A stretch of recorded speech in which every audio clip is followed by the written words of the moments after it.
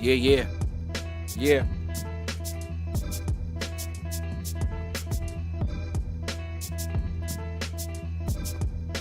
We in here. We live. Right there. We're gonna talk about it. We're gonna get straight up. We get straight to the point with this. You know.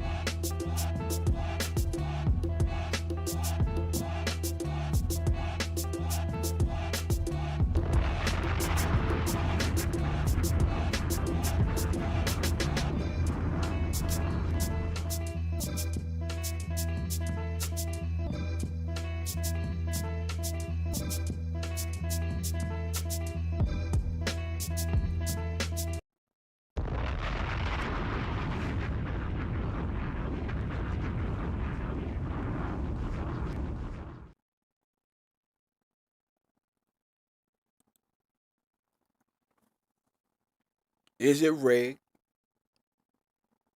Is it scripted? Is it fixed? I don't know. You tell me.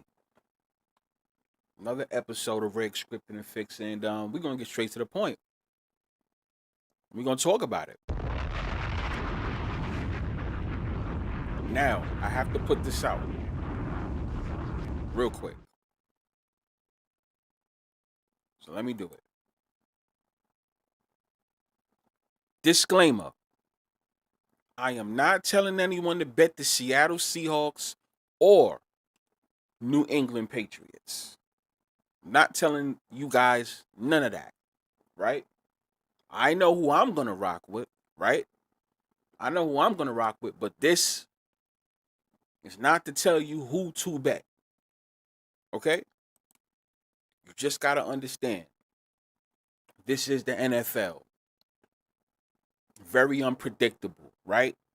So, you see the topic of, today's show, straight to the point, right? Drake May versus Drew Lock, the number 12, Super Bowl 60, right? So let me start off by saying this for anyone that's listening. So, and also in this show, when I do this little breakdown, I'll do the breakdown twice. That's how the show will go, right? Because I'm gonna get straight to the point. I want you guys to understand this. Shout out to my chat too. Shout out to my guys in the chat.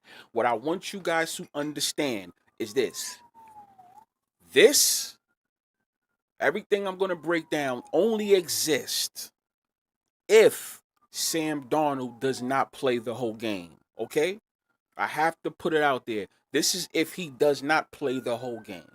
This is how I see it playing out.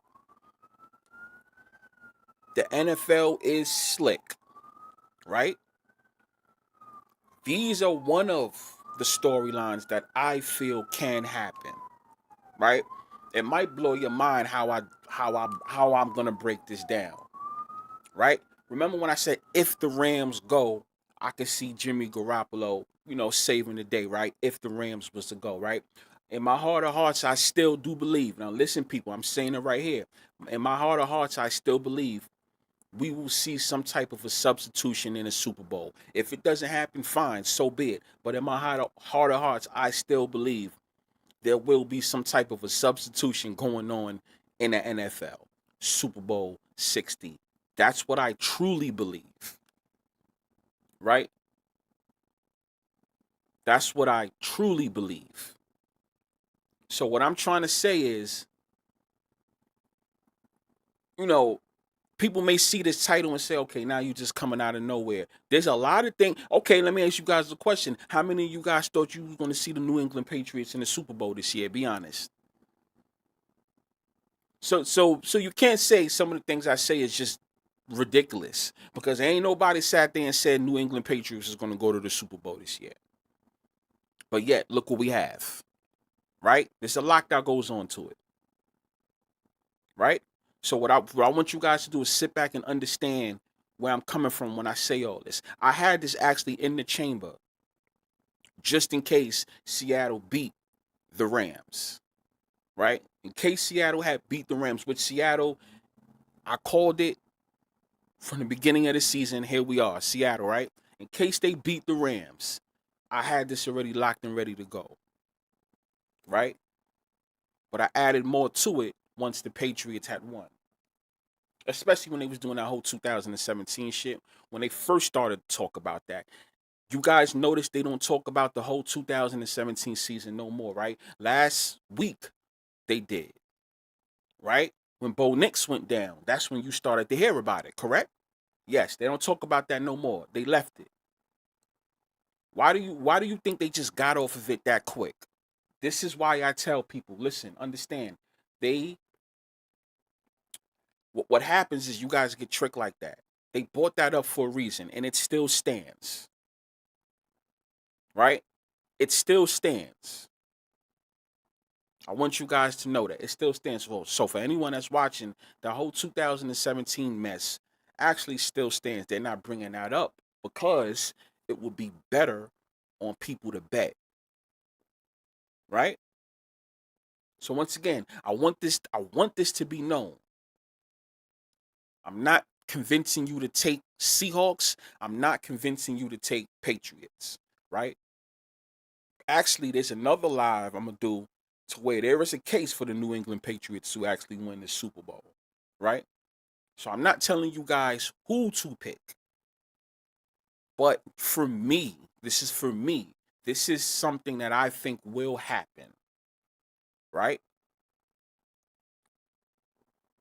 I didn't think Matthew Stafford was going to raise the trophy if the Rams was to make it to the Super Bowl. I thought it was going to be Jimmy Garoppolo, to be honest, if the Rams was going to win. Same thing with Seattle. As you guys see on the screen, well, you see the thumbnail, right? Sorry about that. You see the thumbnail. Oh, let me take that down. The number 12 Super Bowl.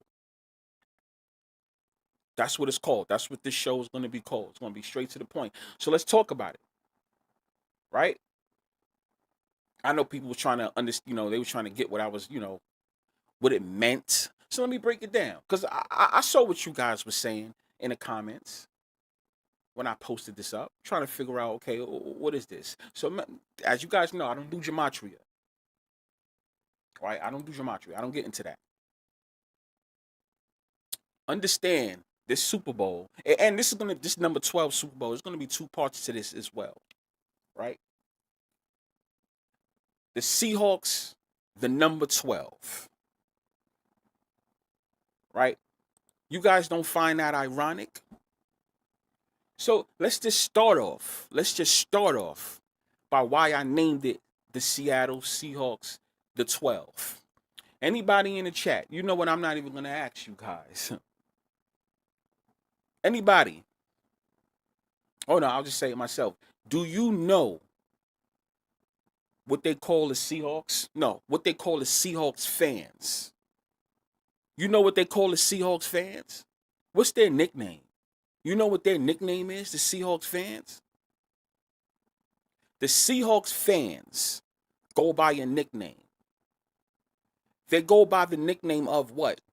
The 12. So just follow me.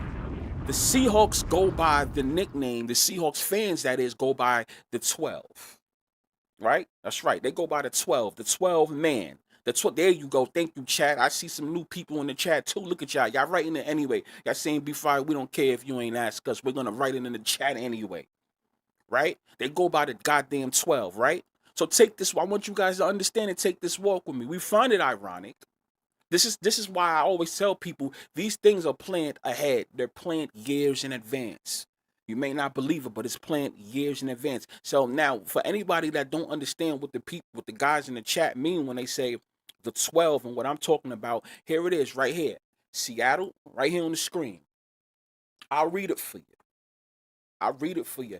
Seattle Seahawks fans are primarily, known as the 12s. Right? Once again, Seattle fans are primarily known as the 12s, or formerly the 12th, quote unquote, the 12th man, representing the extra player on the field that provides a massive home field advantage at Lumen Field. Right?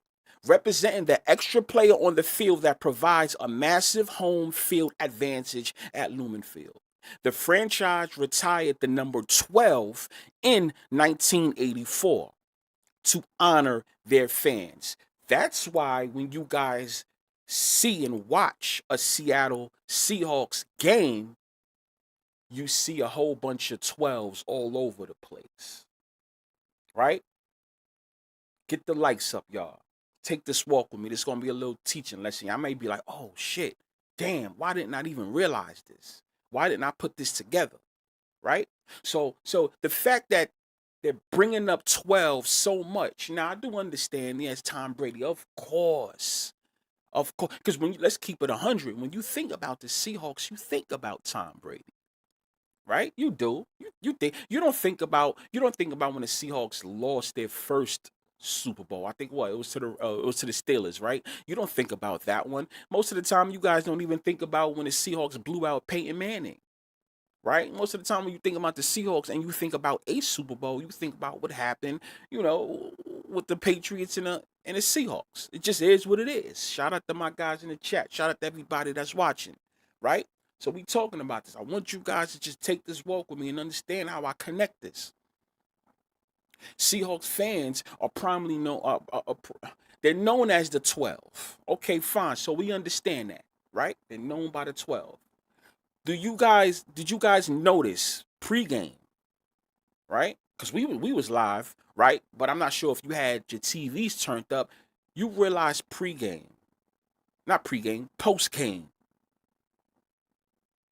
when they was presented their NFC trophy and all that.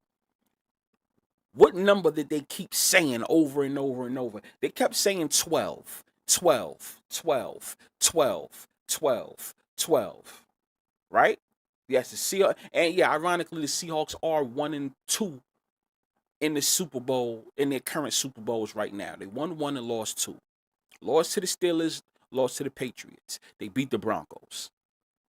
Right? That's their Super Bowl. They faced the Steelers, the Patriots, Broncos. Those are the 3 teams they faced off. Right? So they're 1-2. 12. You can bring that up. Exactly. You see, you guys see what I'm saying? So this is how crazy it is.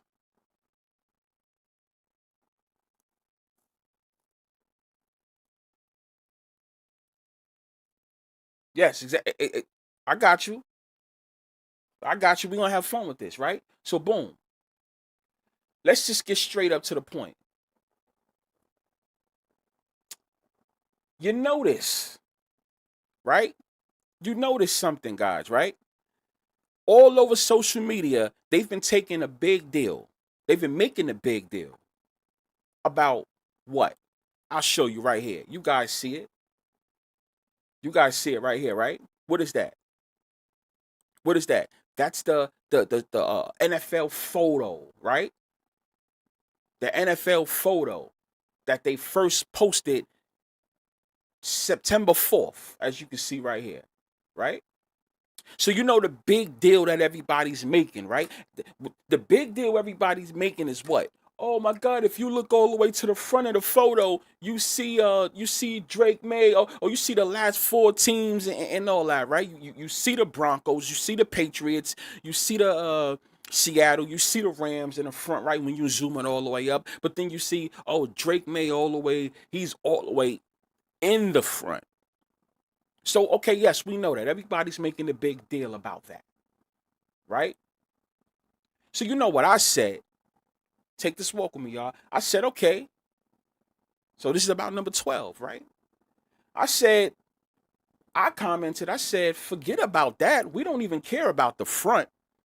Even if it didn't tell us what teams it was going to be, it did let us know what the seedings was going to be all along. And I can admit, I should have paid more attention to it myself. So if you look at that, what do you see? You see everybody, right? If you zoom in, you'll get the Drake Maye, the Bo Nix, the Stafford, the Sam Darnold, right? Fine, whatever. But look at Saquon Barkley, literally, right there in the front.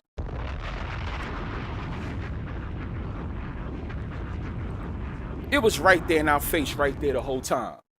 It was right there in our face the whole time. Come take this walk with me. Pay attention. I know y'all are.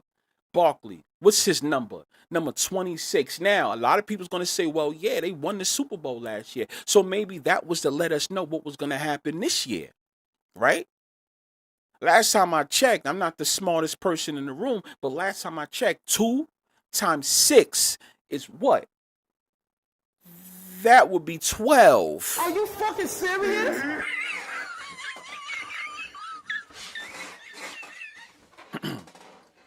You guys see that right there. Barkley, 2 times 6 is 12. What are they talking about now? The 12. The 12. The 12. The 12. And yes, also, Donald, yes, and I was going to bring that one too. What's the difference? Because you guys know I like to always talk about my differences, right? What is the number difference between 2 and 6? That would be 4. So that would be what? The Seahawks' 4th Super Bowl appearance. Now, when you think about the 26 too, there's something that I have for the Patriots, but that's going to be on the live where I talk about the Patriots, right? Even though this is about Patriots / Seahawks, but my case for the Patriots alone will break down the whole thing with the with this photo. But 2 times 6 is 12. Right there, it told us whoever's the number 1 seed and whoever's the number 2 seed is going to face off in the Super Bowl. Now it's up to you guys to figure out which number 1 seed is it going to be. Is it going to be from the NFC or is it going to be from the AFC? Same thing as the numbers the number 2. The number 2 seed, is it going to be from the AFC? Is it going to be from the NFC? It's up to you to choose. Right there, it was in front of our face that whole time. 2 times 6 is 12. You don't even have to look at the front. They was letting you know right there.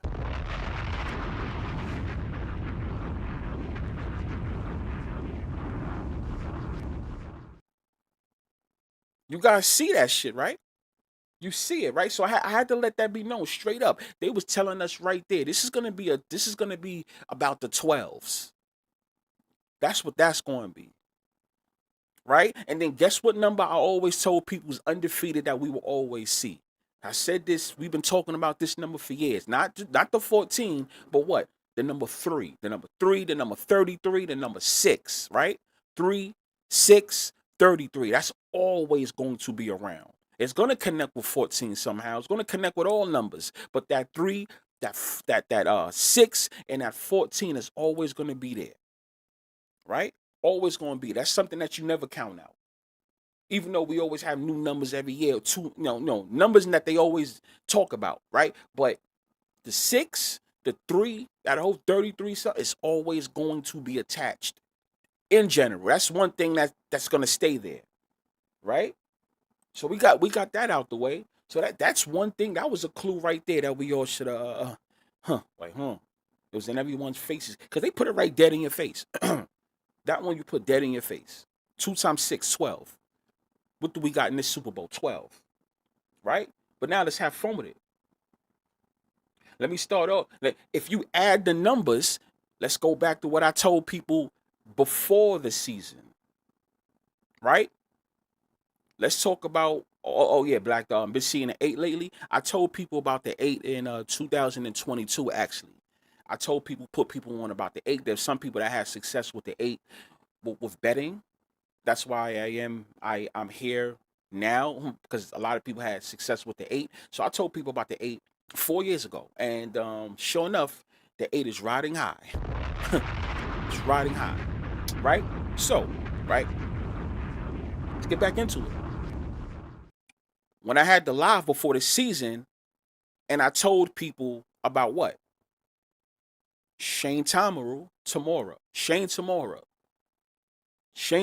NFL shooter, right? Remember, I kept telling you guys about that. You know what I found funny about that? What was the date? If you check the date of when it happened, right? Because I never really got onto the date that it happened too much. I think I spoke about it once in the summer, but let me go over that again. If you add the date of the NFL shooting when he came to the NFL headquarters, right, and tried to shoot up the NFL headquarters, right? There was a couple of clues right there, right? Add the numbers up to the date of the shooting. 7/28/25, right? July 28th, 2025. I'm sorry. July 28th, 2025. Think about that, right? 7 plus 2 plus 8 plus 2 plus 5. Add it up.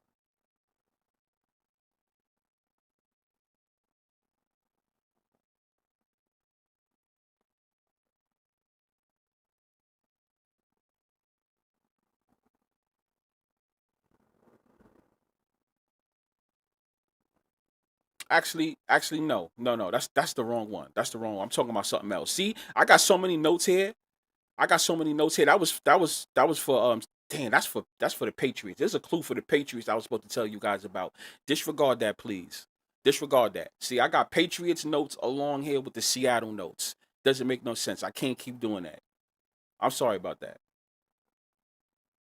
I'm sorry about that. Can't Let me check that. That's the Patriots notes. I can't give away the Patriots notes. We're talking about something else. Disregard that. Disregard that. Disregard that. We're talking about the 12. This is a different show. I'm sorry. I can't give that away. That's something else. Right? Let's go back. Let's get straight into it. Right? Yeah, a lot of people saying Patriots. So take this walk with me. Now check this out. I told you 14 was going to be involved in a Super Bowl somehow, right? And what do we see? We see Sam Darnold. If he plays the whole thing, but even if he starts the game, number 14, Sam Darnold. So we was right about that 14 being played in the Super Bowl. Did I not say 14 will be involved in the Super Bowl some way, somehow? And sure enough, look what we got. We got Sam Darnold, number 14, in the Super Bowl. Let me separate this Patriots shit, because this is not the show. Okay, right? So we have that, right? And also, as you guys said in the chat, this is a 2014 rematch. So 14's involved once again. So just pay attention, y'all. So 14's involved just again, right? Yeah, I told you 4 is going to be involved as well. This is the Seahawks' 4th trip. We know about that. You know the difference. And this whole thing goes back to the 3. The difference between 1 and 4, guys. Remember we were saying the difference between 1 and this, 1 and that. The difference between 1 and 4 is 3 too. So the 3 was there all along. That's the 12. 1 plus 2 is 3, right? Crazy how everything all connects together, right? Here's another fun fact for you guys too. This is just a little fun fact before we get into the rest. Seattle Seahawks, they went to 3 Super Bowls. Number 14. How? If you add up all the Seattle Seahawks points that they scored in all 3 of their Super Bowls that they appeared in, you get 77. And last time I checked, if you add 7 plus 7, I don't know, what do you guys get?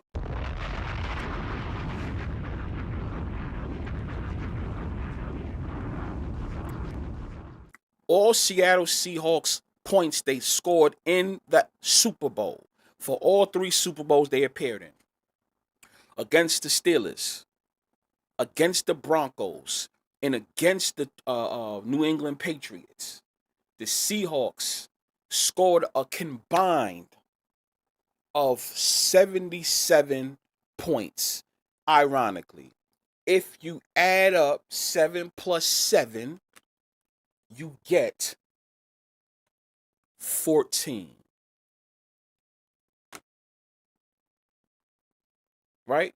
You get 14. Now, I know you guys talking about props and all that. Let's stick with the breakdown. Right? Let's stick with the breakdown. Please, let's stick with the breakdown. Chat, let's stick with the breakdown. Let's stick with the breakdown. Please. Right? Now, let's keep going. Now, this is where the fun goes for everybody that's listening. Right? Why do I have Drew Lock versus Drake Maye on the screen? Right? Like I said, if somebody gets hurt, if Darnold gets hurt, this is what I think will happen, right? Because I still think that Sam Darnold injury is going to play a part at some part from now or until the Super Bowl or even the game. I believe his injury will play a part in the Super Bowl some way, somehow. I truly believe that. But I'm not here to convince any one of you guys to think how I'm thinking. Right? I don't want you guys to think that. So check this out. Drake Maye, number 10. Drew Lock, backup quarterback for the Seattle Seahawks. Number 2. That would be the 12.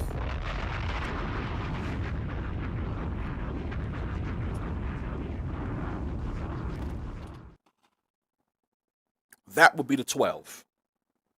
Right? That would be the 12. 10 plus 2.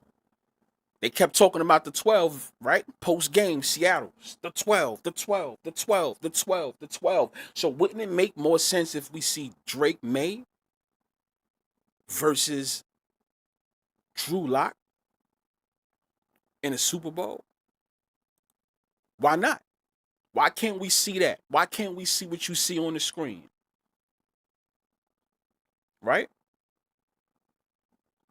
Now, let's get back into it.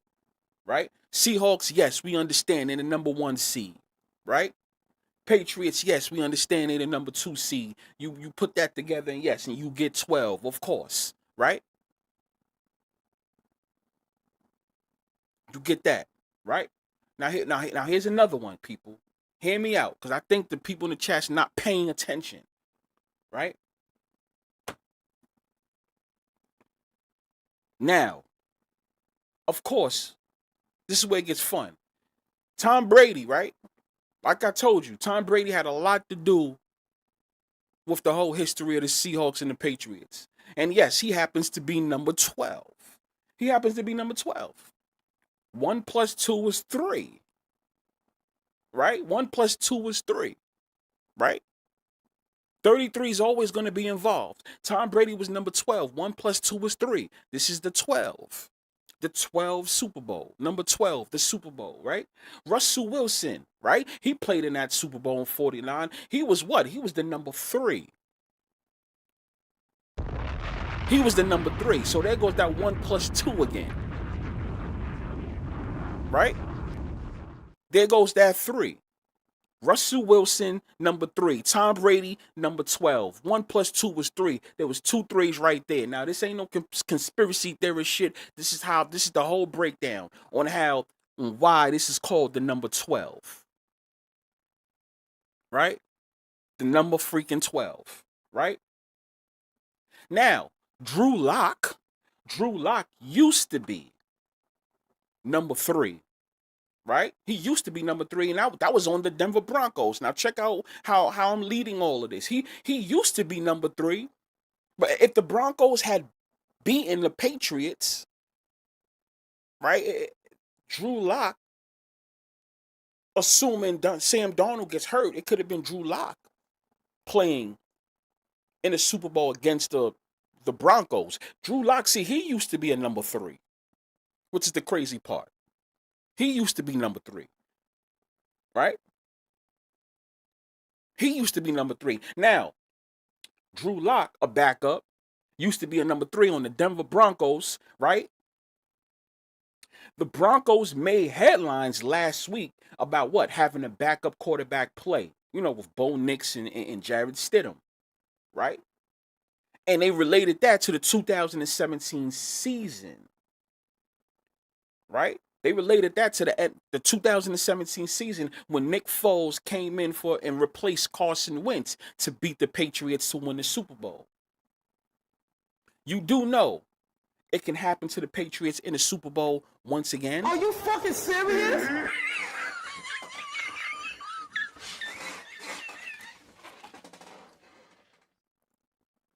So maybe it wasn't supposed to happen to the Patriots in an AFC championship.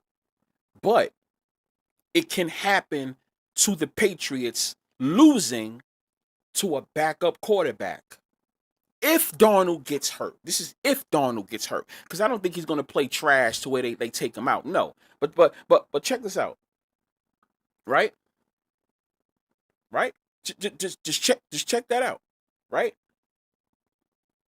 If the Patriots lose, they can lose to another backup, right? So the 2017 season still stands, y'all. It still stands. Now, let me keep going, right? Let me keep going. I see some in the chat that I'm gonna bring up too. But yeah, let's talk about this. Nick Foles. Now this is where it gets interesting, right? Nick Foles. Now hear me clear. Nick Foles, he did 2 stints with the Philadelphia Eagles. Not one, he did 2. Nick Foles did 2 stints with the Philadelphia Eagles from 2012 to 2014. 2 years. Then he came back in the 2017 and 18 season where he led the Philadelphia Eagles to a Super Bowl. This is his second stint, Nick Foles. His second stint. He came back to the team, and ironically, soon as he comes back, the year he comes back is when he wins the Super Bowl, right? Check this out. They keep talking about the 2017 season, right? Drew Lock, you guys do know, for those that probably don't know, Drew Lock, this is his second stint with the Seattle Seahawks. Are you fucking serious? Some people forgot that. This is Drew Lock's second stint.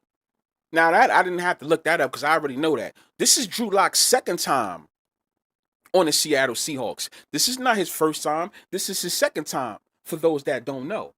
Drew Lock's first stint with the Seattle Seahawks, it was in the 2022/23 season.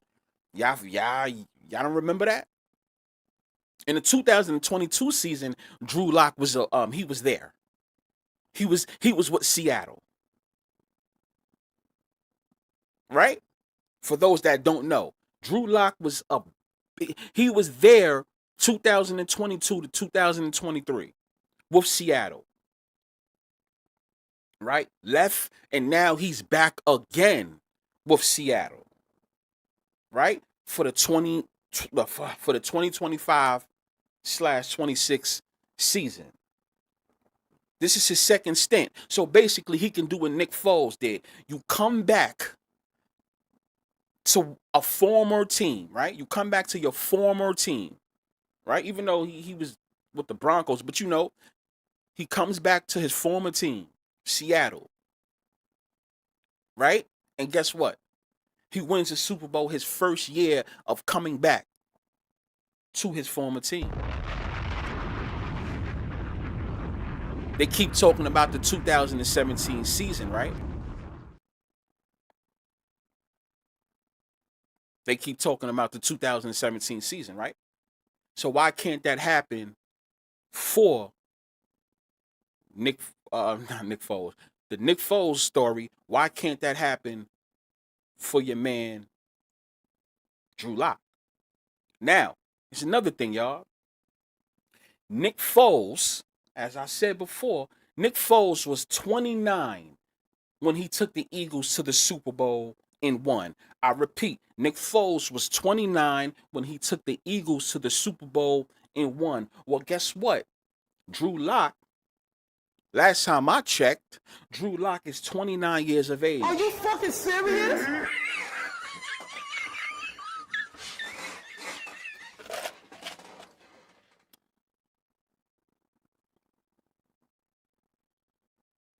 Drew Lock is 29 years of age, just like Nick Foles was when Nick Foles took the Philadelphia Eagles to the Super Bowl and won on his second stint. This is Drew Lock's second stint on the same team, right? Coming back to his former team, right? 29 years of age, right? Why can't he do the same thing? They keep talking about the 2017 season, right? Well, they stopped now, but last week they was talking about a repeat of the 2017 season, right? So wouldn't it be funny if The New England Patriots lose to another backup. Nick Foles, age 29 on his second stint. Drew Lock, age 29 on his second stint. The same thing can happen to the Patriots twice. Drew Lock, his jersey number is 2. Right? Drew Lock, his jersey number is 2. Nick Foles, his jersey number is 9. They go at 29. Drew Lock, Nick Foles, 29. The age 29. Drew Lock is number 2. Nick Foles is number 9. Right? I said if Sam Darnold doesn't play. That's why I made a disclaimer in the beginning of the show. If Sam Darnold does play, you can null and void this. For anybody that's just coming in, I gotta let this be known. This is if an injury doesn't happen, which I do think an injury will come into play. Because there's a little theory that I actually have about this whole Sam Darnold thing, right? But if Sam Darnold gets injured, this is what I see happening. If he gets injured. If he doesn't, people, you don't have to pay this any attention. But with the way things is lined up, I see something funny going on. Now, let me get back into it, right? Drew Lock is number 2. Nick Foles is number 9, 29, right? The same thing can happen. And funny, the funny part about this? Drew Lock's birthday is 2 months and 10 days before Nick Foles. Even though Nick Foles is older, but Drew Lock's birthday happens to be 2 months and 10 days before Nick Foles' actual birthday. And if Drew Lock does play in the Super Bowl, we can get a number 2 versus a number 10.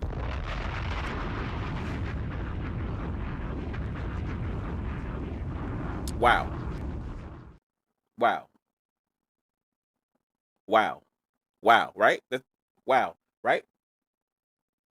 It's crazy, right? But another thing, Seahawks versus Patriots. This is the rematch, y'all. This is the rematch, right? The first matchup take this walk with me. Now, this is Patriots, Seahawks. Rematch. Their first matchup. You guys know the score, right? You remember the score, right? The score was what? The score was 28-24 in favor of the New England Patriots. The Patriots win 28-24. Now, just to stick that in your head, 28-24, New England Patriots win. Right? Now, if the Patriots won that first time, 28-24. Now, check this out. If you add all of that up, on Super Bowl 49, you get 52. 28 plus 24 gives you 52. You add it up, you get 52. Turn that joint around, you get 25. 2025 season. Are you fucking serious? Like I said, these scores don't be happening for no reason. Certain scores and the way these games end is for a reason. Now that's something I've always said. 28-24 was the final score. That's 52. You turn that sumbitch around, right? Kind of like how the Rock talk. Turn that sumbitch around and you get 25. This season, we have the 2025 season, we have a rematch with the Patriots and the goddamn Seahawks. Ain't that a bitch? Ain't that a bitch? Ain't that a bitch? Now, this is where it gets interesting too, right? Keep listening, y'all. Right? Because the 2017 season, right? Now, let's fast forward to the 2017 season. That gets brought up a lot, right? The day of that Super Bowl, right? Which was played in 2018. That was what? That was February 4th. 2-4. February 4th. The same amount of points that the Seahawks had scored. 24 points. 2-4. Now check this out. This year's Super Bowl date is what? 2-8. The same amount of points that the New England Patriots had scored. Are you fucking serious? I repeat, this is why they talking about the 2018 season, right?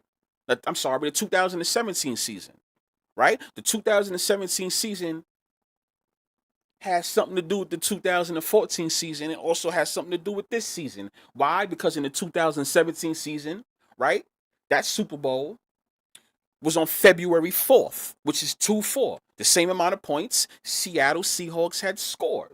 This year's Super Bowl date is 2-8. The same amount of points the New England Patriots had scored in Super Bowl 49 when they beat the Seahawks 28-24.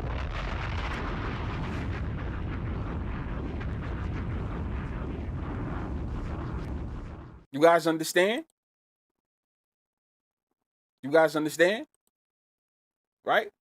You guys understand? Ain't that a bitch, right? 28-24, 52, and here we go. Switch that joint around, you get 25. 2025 season, we get the rematch. We get the rematch, right? Now, ironically, just talking about Drew Lock real quick, ironically, I find it funny leading up to this date, right? Leading up to this date. Now, this is if it happens, if Sam Darnold don't play. If he don't, or if he gets injured at some point in the game. I find it I find it funny.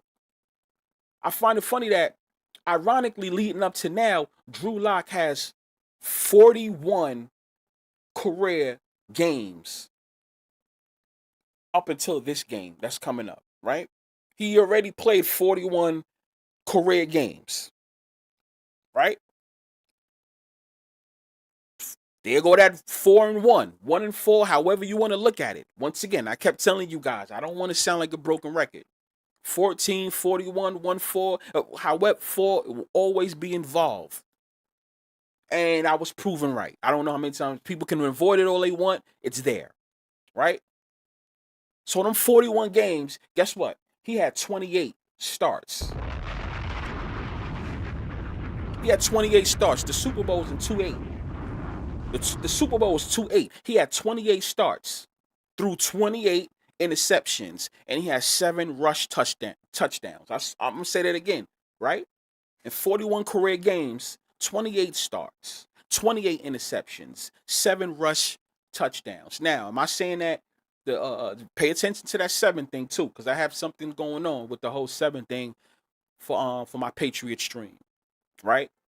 But we're talking about this. We're talking about this right now, right?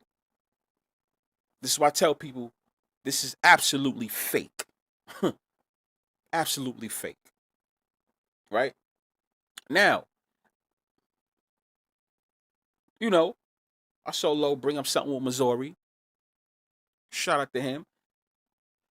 Once again, not to sound like a broken record, people, the state of Missouri is always going to reign supreme some way, somehow. What do I mean by that? If Drew Lock plays in the Super Bowl, right? If Drew Lock happens to play in the Super Bowl, well, guess what, y'all? Right? Right?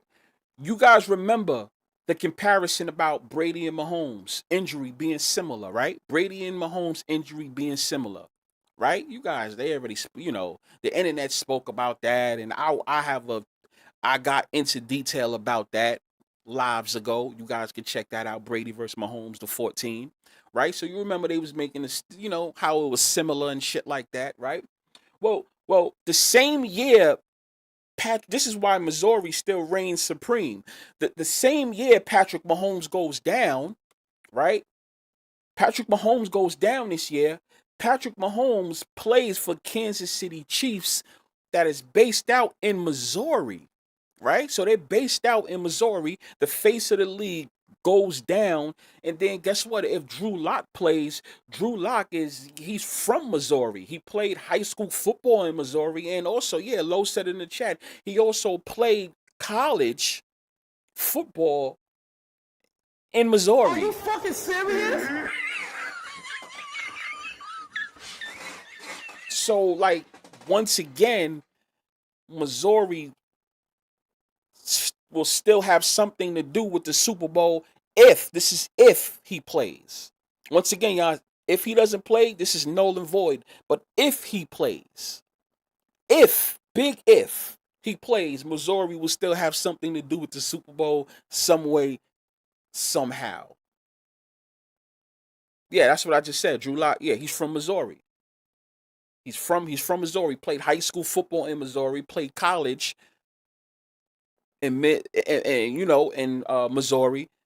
And if he does play in a Super Bowl, then you got the whole Missouri thing. Now, anybody that's watching, you're probably like, "What? Okay, what does the whole Missouri thing got?" You have to watch my past lives and understand what do I mean. I broke down the whole Missouri thing, and how Chiefs, Rams, Missouri, the whole settlement. You know, we're not gonna get into that, but just to let you guys know, that was a little side thing that it still reigns supreme, right? So I just want you guys to understand what's going on.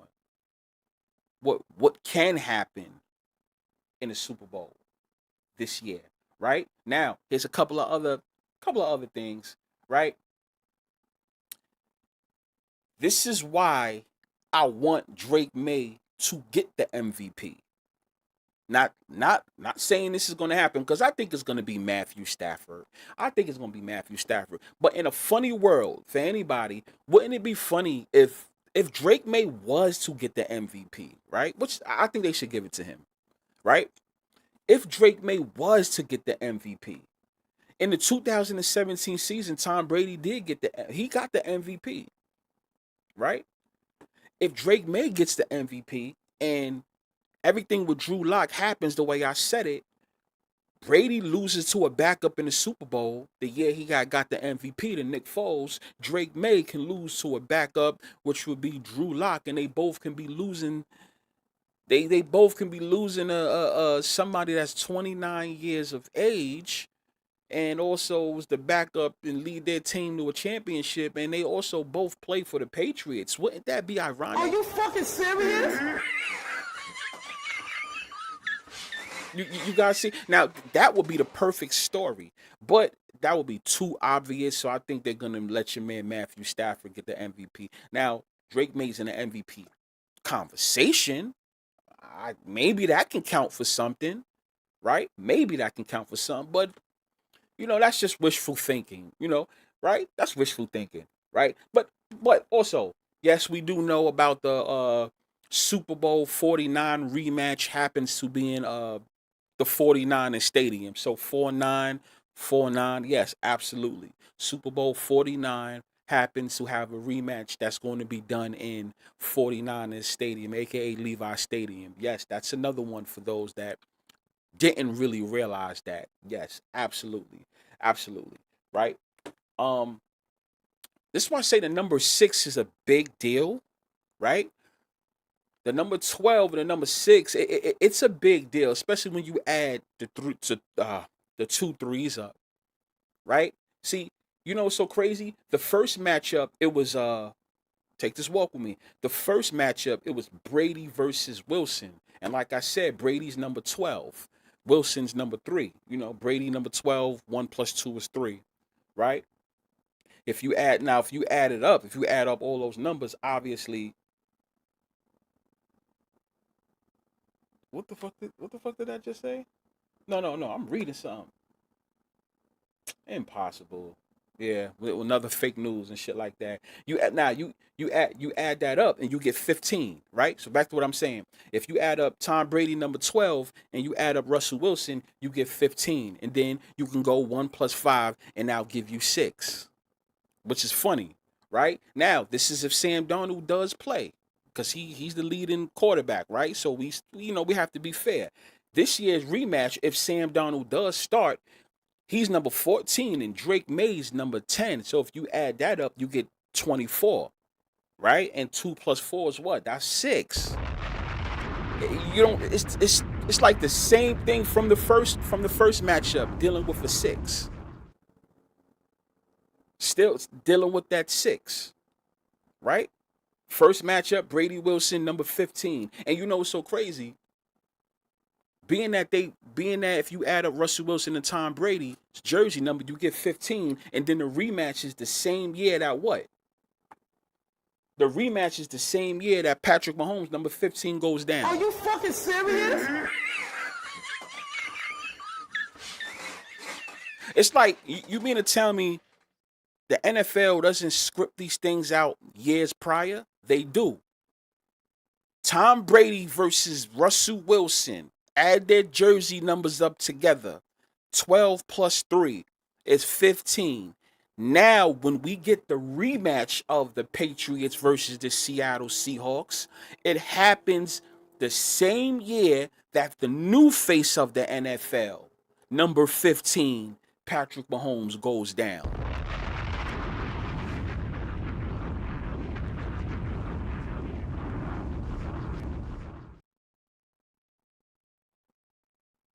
Right?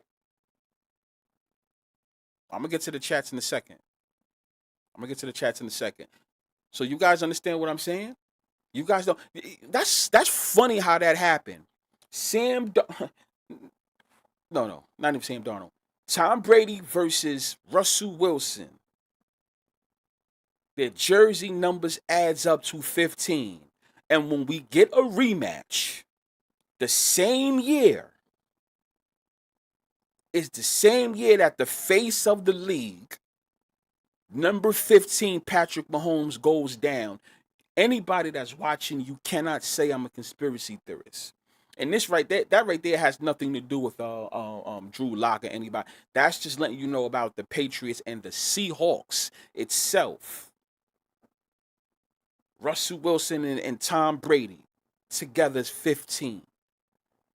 We get to see Seahawks and Patriots again the same year. Number 15, Patrick Mahomes, goes down. There's no such thing as a conspiracy when it's happening right in front of you. At all. At all. At all.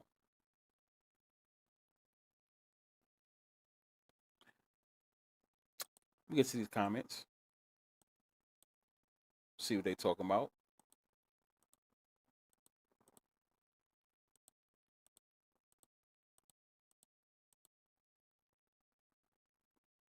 Right? Let's get to the comments. Right? Yeah. See what they talking about. But yeah, when it's happening right in front of your face, people, I try to tell you, it's not a conspiracy. And there's no way that numbers like this can just connect like that the way they do though. Because if it's not scripted, you can't be on point like that. You can't be too on point like that. Right? You can't be on point like that so much. Right? So shout out to everybody in the chat. So I mean for those that just came in, I'm gonna bring it up again and condense it straight to the point so it's nice and fresh, right? And then we're gonna get to the chat, right? I may lost some people for a second. I think some people may be lost, right? So I started off with Seattle. Seattle is the 12. That's their nickname, right? They're known as the 12. Listen, Seattle's known as the 12. Why? Because it almost see you guys can read it on you guys can read it on there right here, right? Right? They're primarily known as the 12 or the 12th man, representing extra. It basically it represents another player on the field that provides a massive home field advantage at Lumen Field. The franchise retired the number 12 in 1984 to honor their fans. So basically, it's so loud, it seems like they have an extra person on the field. So they're known as the 12. So that's why post game, you kept hearing 12, 12, 12, 12, 12 when he was giving them the trophy. 12, 12. And ironically, right, 12 is a big part of this Super Bowl with the Patriots and the Seahawks. Right? If you now I also spoke about the NFL photo, right? So when you see that NFL photo, what do you see about the NFL photo, right? Boom. You see Barkley right there. I know everybody was talking about Drake May being in the front, right? Sam Darnold being in the front, Bo Nix being in the front, right? And who else? Matthew Stafford. It was them four in the front. And everyone said, "Oh yeah, yeah, they made a big deal." I mean, they told us all along. Yeah, but I told people, pay attention to who's in front of us. Right there, you see Barkley right there. Now some will say, "Well, because he won the Super Bowl last year with the Eagles." Yeah, but ironically, he's number 2. He's number 26. So if you just multiply the 2 and the 6, you get 12. Seattle Seahawks is known as the 12. Now, I'm not saying that they're going to win the Super Bowl, but what I'm saying is this is a big matchup. Being that the Seahawks is known as the 12, and then when you think about the Patriots, you got Tom Brady, who was 12, right? So the number 12 is a big deal for this year's Super Bowl. Yeah, you can add that up and you get the 3, right? Yes. Barkley right there in the front was a dead giveaway for everybody, right?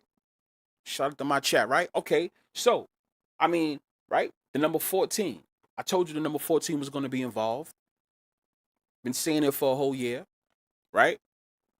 The beginning of the season, I said, expect 14 to be involved in the Super Bowl. Here we go. We got Sam Darnold. Whether he plays, gets injured, number 14 involved in the Super Bowl. Here we go. Like I told people. I know a lot of y'all didn't listen. Made it seem like y'all was listening, but y'all just thought I was talking. Number 14, Sam Darnold, right? And also for the fact that we get a rematch for the 2014 season with the Seattle Seahawks and the Patriots. This is the rematch, 2014. Number 14 is always going to be involved. Now, I also told people if you add up all 3 points with Seattle Seahawks, all the points that they scored, all 3 Super Bowls, right? When they went against the Steelers, when they went against the Broncos, when they went against the Patriots. Those were their 3 playoff Super Bowl matchups, right? You combine all their scores, it gives you what? It gives you 77. 7 plus 7, that's 14. 7 plus 7 is 14. You add up all their numbers, you get 14. Seattle Seahawks, all their points. You guys can go fact check that, right? Drake May, number 10. If Sam Darnold gets hurt at any point, Drew Lock comes in. Drew Lock is number 2. 10 plus 2 is what? 12. They're making a big deal about what? The 12s, right? Boom. Seahawks, number 1 seed. Patriots, number 2 seed. Yeah, put that together. That's the 12, right? This is, because this is the Seahawks versus the Patriots part 2. So you can multiply the 2 and the 1. 1 times 2, 2 times 1. However, you get 2. This is the Patriots versus the Seahawks part 2. Crazy, right? Brady was number 12, right? Russell Wilson, he was number 3, right? 1 plus 2 is 3. So Russell Wilson he's still involved, right? Drew Lock used to be number 3 back when he was with the Broncos. And the reason why I brought that up, him being number 3 when he was with the Broncos, because the only reason why I brought that up was because the Broncos made headlines last week, or the week and a half, about having to back up play Bo Nix, Jarrett Stidham. Kind of like what happened in the 2000 season with your man Nick Foles and Carson Wentz when they beat the Patriots to win the Super Bowl. So it can happen to the Patriots once again.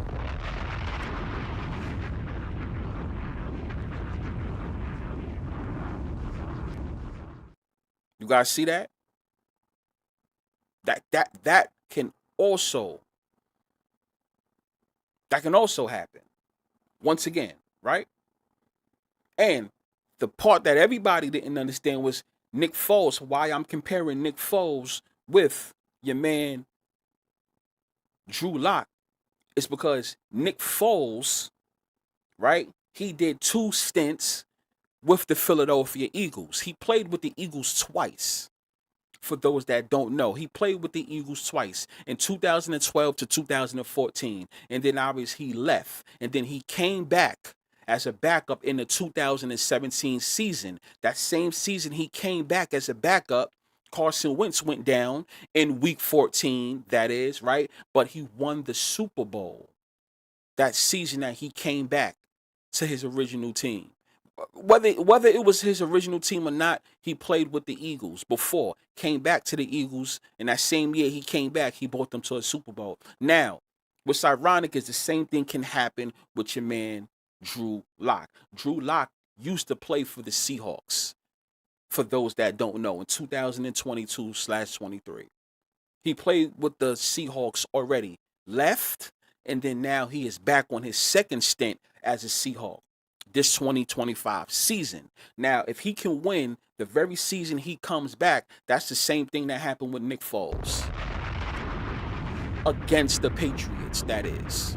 So it can happen to the Patriots twice. If the NFL was smart, not sure if they even realize this themselves, because maybe they probably don't have this as a storyline, but don't you, it's kind of like if I was a part of the NFL, right, and I made the stories, this is exactly how I would do it. If I'm bringing up the whole 2017 season, why not? Everything aligns. This is just not me talking out my ass. This is everything right here in front of your face, right? Everything in front of your face. Now, Nick Foles, he was 29 when he took the Eagles to the Super Bowl and won, right? Drew Lock happens to be 29 of age right now, right? Drew Lock is number 2. Nick Foles is number 9. You put that together and you get what? 29. Are you fucking serious?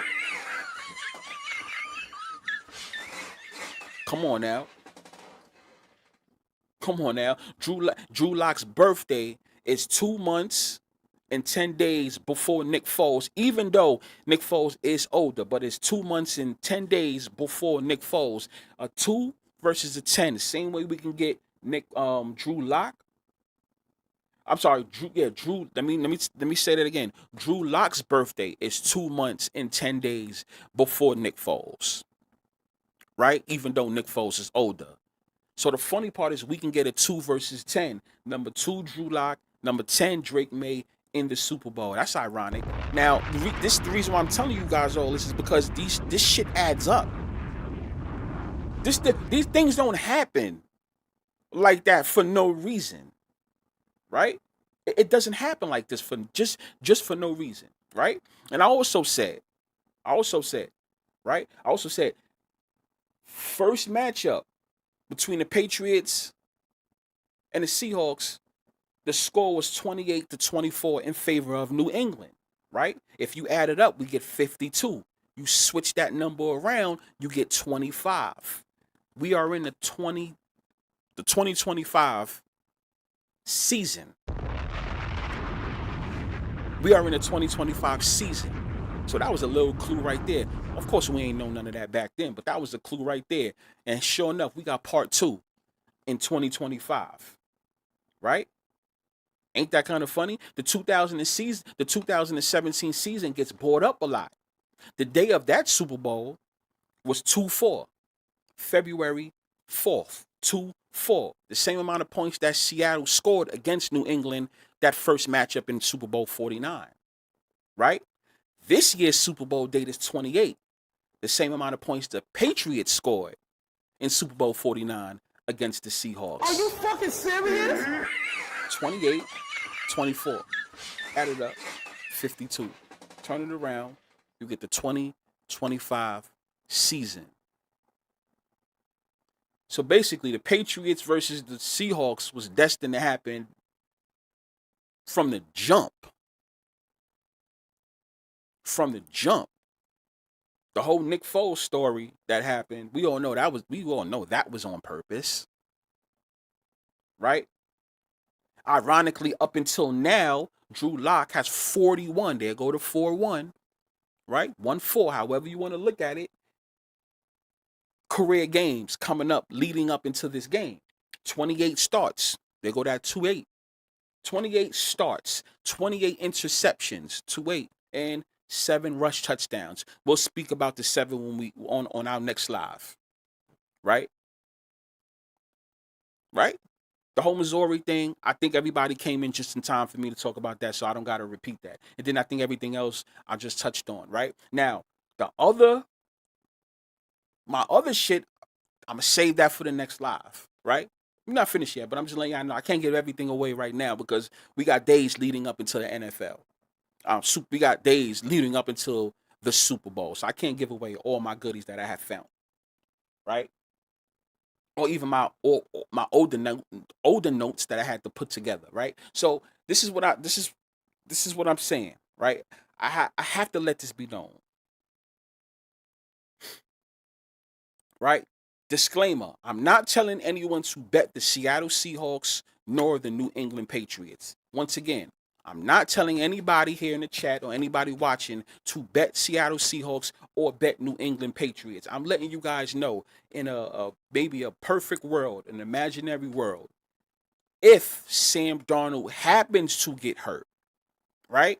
If he happens to get hurt, if he don't get hurt, obviously this is some of my points is null and void. Anything dealing with Drew Lock, that's null and void, right? That would be null and void. Anything else that I was just dealing with that I spoke about dealing with the Patriots in Seattle, that still stands, right? But I'm talking about Drew Lock's situation, right? If Sam Darnold plays this whole game through, this is null and void.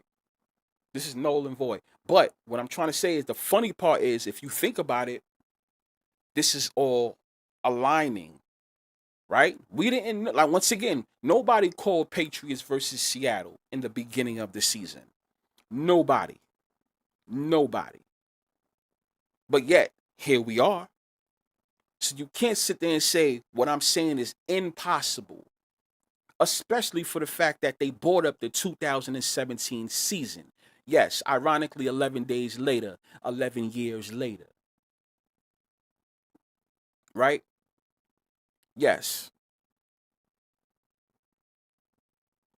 Right? Now, there's a couple of things that I'm interested in the Super Bowl, right? Because I hear what you guys are talking about. We can go over that, right? So it's a couple. Let me tell you the things that I have my eye on in the Super Bowl. Because and yes, by the way, I can finally say it. I gave the clue. Fuck it. Okay, well, okay, I gave the clue earlier in the season when I spoke about the Seahawks, about this year's number, right? Well, there's actually two, so I'll give one. I'll give one. I gave the clue. When I dig it up, I can let it be known. Seattle. What wide receiver did I say I like out of Seattle? Remember when I was the only one boasting on Seattle? Who was I talking about on Seattle? Anybody in the chat that was listening months ago, please put it in the chat. I'ma say it. What wide receiver was I talking about on the beginning of the season? This is the beginning of the season. If anybody in the chat that was rocking with me in the beginning of the football season, you guys should know. There you go, GOAT. JSN. There you go. For anyone that was listening. And JSN happens to be what? He happens to be what? He happens to be what? He happens to be what? He happens to be number 11. Are you fucking serious? You're welcome. I'm going to give you guys one number. This year's number, you're going to see the number 11 a lot, okay? You're going to see the number 11 a lot. I can't tell you guys everything now, but I'm going to give you one number, okay? I'm going to give you one number at least for free. Number 11, okay? Number 11, just like we had got Indiana versus Miami, 10 versus 1. 10 versus 1. Start of the year. 10 versus 1.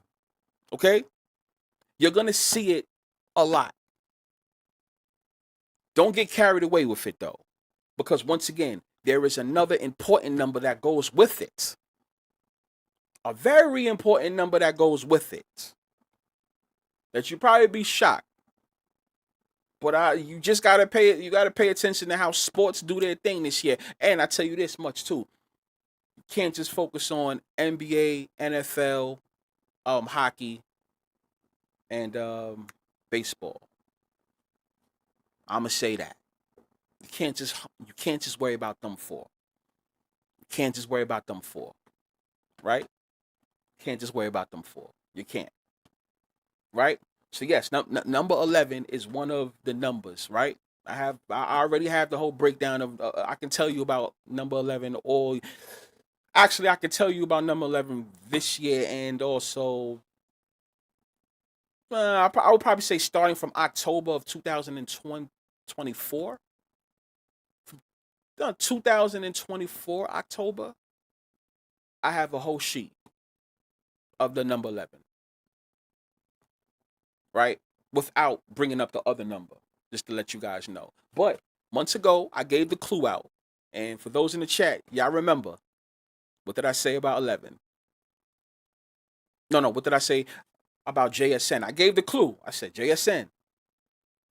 Some of you guys in the chat remember that. Y'all remember that. Y'all remember that clearly. Y'all remember, yeah, before I remember you saying that. Gave that clue out. The whole Seattle, even though the last, 3 weeks I told people, yeah, I want to see the Rams win the Super Bowl.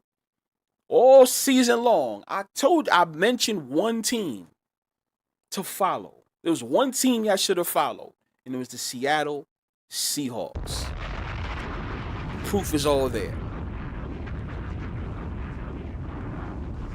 Now, shout out to everybody in the chat.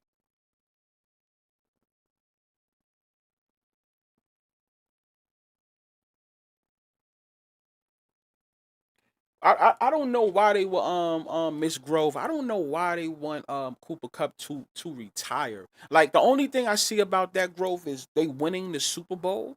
The Seattle Seahawks, that is. They winning the Super Bowl and he retires. That's the only thing I think that makes sense for his story. Right? Now, I'll tell you, what's going to happen too. A lot of people's going to bet him to be MVP of the Super Bowl. Of course, it's going to be those bets because he was Super Bowl MVP with the Rams. So, people's going to do that. Right? Now,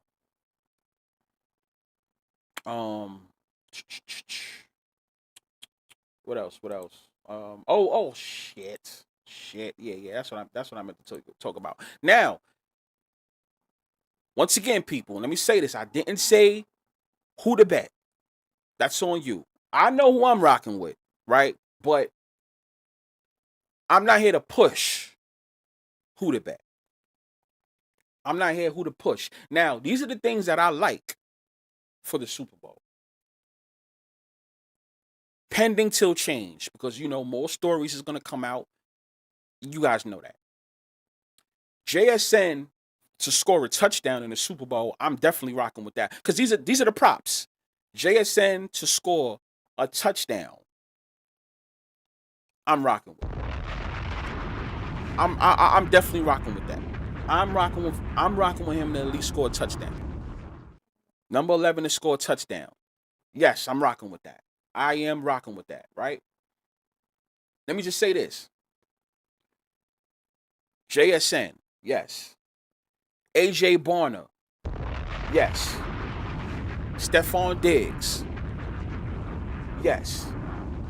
George Halani, yes. And Travion Henderson to score a touchdown. I am not going to repeat it. You have to watch the playback. Okay? Those are the ones that I'm rocking with so far. Because remember, Super Bowl's about props. So it's going to be a ton of shit you can bet on. Right? Now, whatever you put down is whatever you put down. But those are the 5 that I have my eye on. Let's say that. If Sam Darnold plays the whole game, him scoring, running in for a touchdown is also an option as well. Number 14. Let me tell you something. 14 is going to have a big impact on this Super Bowl. In general. I'm tired of sounding like a broken record. Y'all have to listen. Right? Am I expecting a shootout? That's what I kept seeing from all you guys in the chat. What do I think? Well, my margin of victory for the Super Bowl, right? My margin of victory for the Super Bowl is 7 to 14 points in the Super Bowl. That's my margin of victory. Whether the Patriots win, whether the Seahawks win, 7 to 14 points is my margin of victory in the Super Bowl. Do I think a blow? If you guys want to call out a blowout, because 7 to 14 points, if you're down by 13 or down by 12, you're down by 2 scores. So if you want to call out a blowout, you can call out a blowout. My margin that I'm sticking with in the Super Bowl is from 7 to 14 points. However it lands, but from 7 to 14 points, that's what I'm calling. I'm calling from in between, starting from 7 and ending on 14. That's my margin of victory for those that want to know in the Super Bowl. I have 3 reasons why, but I'm not giving that. I'm not saying that. But 7 to 14 points is my margin of victory. For sure. Right? 7 to 14. That's my margin. So whatever I'm picking from there is what I'm rocking with. Right?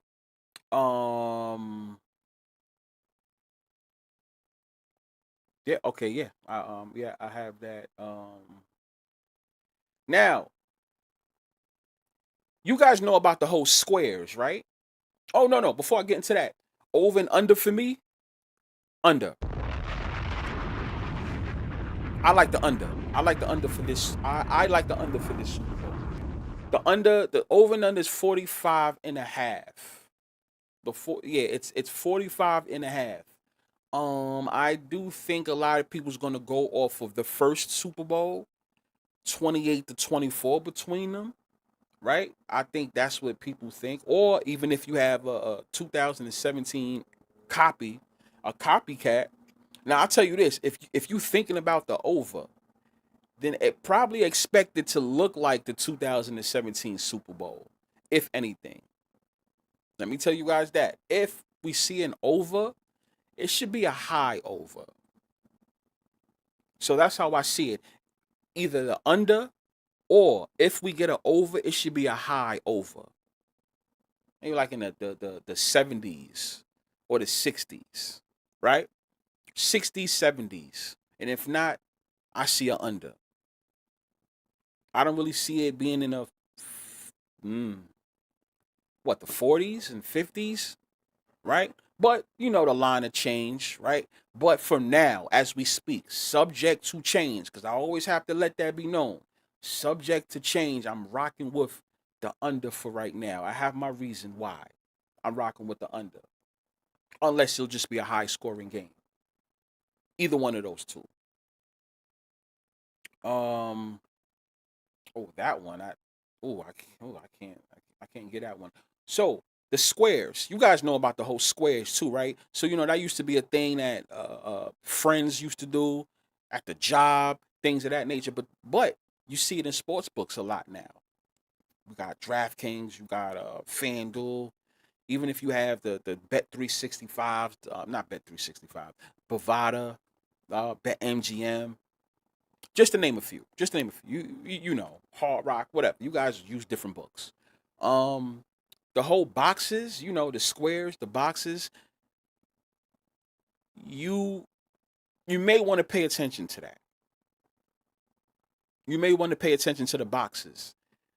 They're paying some good money. They have some good odds with the boxes, right? Now, for my boxes final score, if you guys understand betting, you know what the boxes are, right?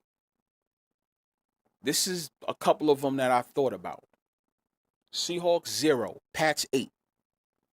The Pats 8, Seahawks 0, Pats 8.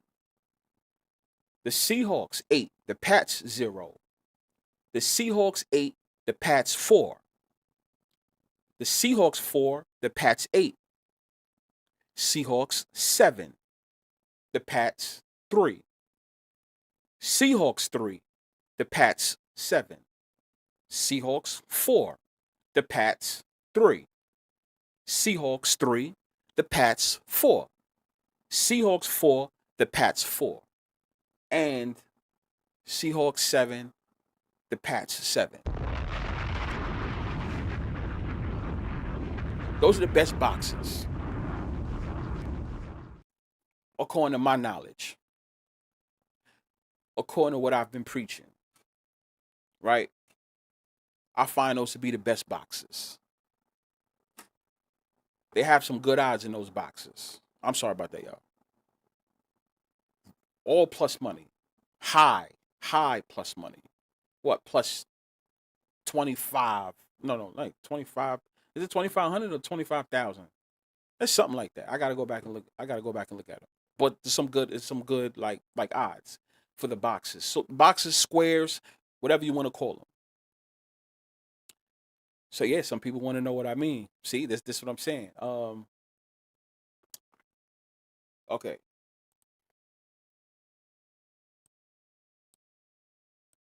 The boxes are the final score.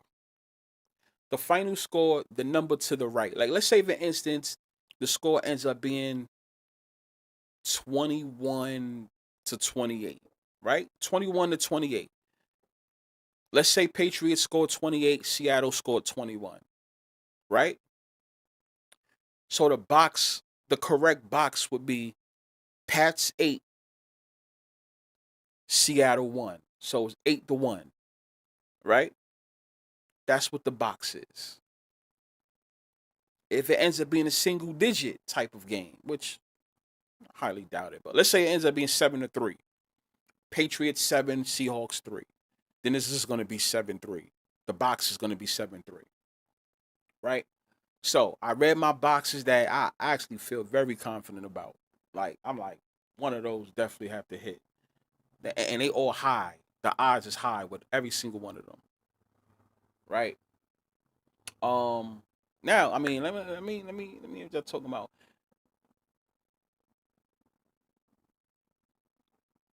you what. Okay, so let me start off with what they saying about. Okay, as far as Drew Lock, no. This is if Sam Darnold is injured. If Sam Darnold happens to be injured, or if he gets hurt, right? Drew Lock obviously is the backup. And that's why if you listen, I broke down what I broke down. That's why I told people this is if he gets hurt. If he gets hurt, this is the story that I'm running with, right? If he doesn't play, right? If Drew Lock doesn't play, we can null and void all of this, right? We can null and void all of this. Well, except for, I mean, the part that we're talking about him, we can null and void all of this. Anything else still stands. But this is if. But if you asking me personally, I do think we're gonna see something with a Sam Darnold injury at some point, or they're gonna bring up that injury. And trust me, we're gonna go live and talk about it. What we have, we still have what? Shit. Well, the Super Bowl technically is what, like next week. It ain't this weekend. It's technically next weekend. So I'm still waiting for the reports of a Sam Darnold injury, or maybe he may get hurt in the game, right? And I'm talking about fake injury. I'm not talking about real, because I do believe a lot of injuries is fake, right? I think I think 95% of injuries in football is fake. 95. Yes, 95, because it doesn't make sense how these things all come together like this. Some people say I'm bugging for that, but there's no way these things there's no way these things come together the way they do. 95% of these injuries are not real. They're not real. That's the reason why I can't put my all into a player knowing that you're rooting for him and he's getting hurt on purpose. Right? So, I mean, no, by looking at the chat, by looking at everything you guys are saying on the chat, it seemed like you guys are 50-50 with the Seahawks and with the Patriots. Because you hearing a lot of Seattle Seahawks getting their get back, right? So they're getting their get back. And back then, get backs and succeeding in get backs was a big deal, right? But if you notice, succeeding in get backs, ever since sports betting got bigger, you don't really hear about teams succeeding on get backs too much like that, because they already know everybody's betting one way for that team to get that get back, right? Now I'm not saying Seattle won't win, because like I said, this is different. We got two different coaches, right? two different quarterbacks. Defenses ain't the same. Like everybody, this is all fresh for everybody coming into this game. For the most part. Oh, well, I think Josh McDaniels was there, right? Was he there around that time with the Patriots, right? But like besides that, if it wasn't him, this is new for everybody. This matchup, this part two matchup is new for everybody. Not the owners, right? Not the owners, but for the people on the field. This is all new. And that's why I said we have to see something interesting because when you have a part two, hear me out, y'all. When you have a part two, you have to ask yourself, NFL that is, how could we do better than the first one? Since it is all entertainment, right? And this is the reason why I'm doing this live. Because the only thing that makes sense, because what are you going to do? I know you're not going to sit there and have the same play. Somebody should be running in the end zone when they throw it and get picked off. I know you're not going to do that.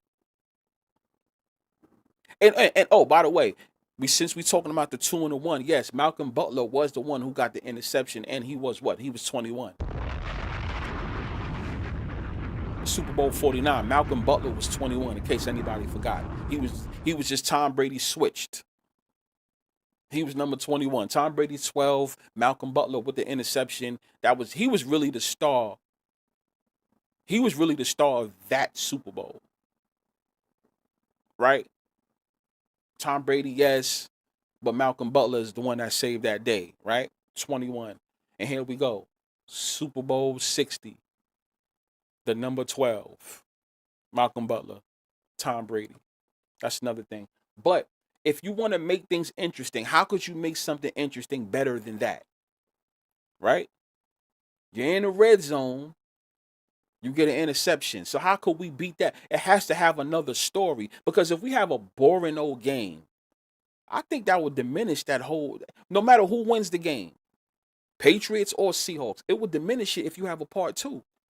You ever watch the movie when a part one was great and you liked it, and here they go with a part two and it just messes it up? It messes up the whole freaking story as a whole. You like, damn, I don't even see part one the same because they hit us with the part two, and part two was so bad it diminished part one. That's for some things though, right? How are they gonna do better than part one, entertainment wise? I feel the whole Drew Lock thing is the best way. Since they're copying off the 2017 season. You know? A lot of people think the Pats will win, right? How are they gonna win? Are they gonna give us a blowout? Because see, you guys remember last season we got Eagles and the Chiefs. That actually wasn't a that game was actually it was kind of a snooze fest, to be honest with you. It was a snooze fest. We all know what happens with Patrick Mahomes when they have him lose Super Bowls. He always runs back for some reason. And also, what's Patrick Mahomes' theme? I'm gonna call Patrick Mahomes number 22. That's Patrick Mahomes' theme. And it's funny that we sitting here talking about fours. Patrick Mahomes' theme is 22. His first Super Bowl he lost 31-9, 22 points. His second Super Bowl that he lost 40-18, 22 points. You put that together, number 22, 2 plus 2 is 4. Are you fucking serious?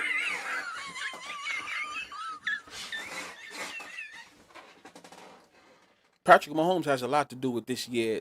Has a lot to do with what's going on this year too, even though he's injured. That was the whole point. You got to have him injured to involve him with the 14 and the 4. Did a breakdown on Mahomes. I did that already. He's involved in this, whether you guys realize it or not. You can't just think one way. Right? I mean, a lot of people. I don't know. I can't say to me. This is just me, y'all, because I hear what you guys are saying in the chat. But I feel like they have to have something entertaining for this game. They have to have something entertaining for this game.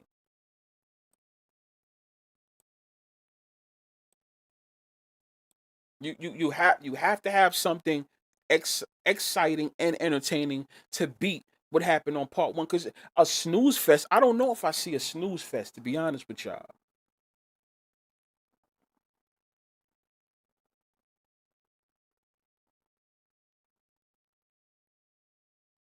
Public is all over Seattle, right? I see Dakota. He said maybe the Patriots fumble at the goal line, which would be crazy. So what you think? The Seattle Seahawks will be winning, then the Patriots get the ball last this time, right? And they do some stupid shit, and then Seattle gets to stop, and their defense actually prevails. I mean, they was talking about defense all season long, not just Seattle, that is, but just the NFL. The theme was defense this year, right? They try to they conjure out with the whole Texans defense. That was a fake, but that was to let you guys probably know that this is gonna be about defense. So I mean, basically, we might see a defensive stop. Well, kind of like we saw in Super Bowl 49, actually, with Malcolm Butler. To be honest with you, right?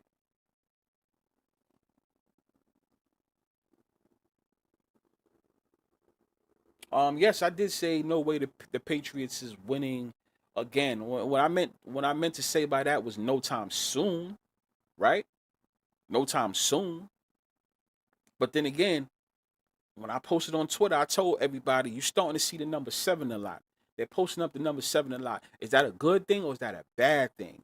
There's only one way to find out.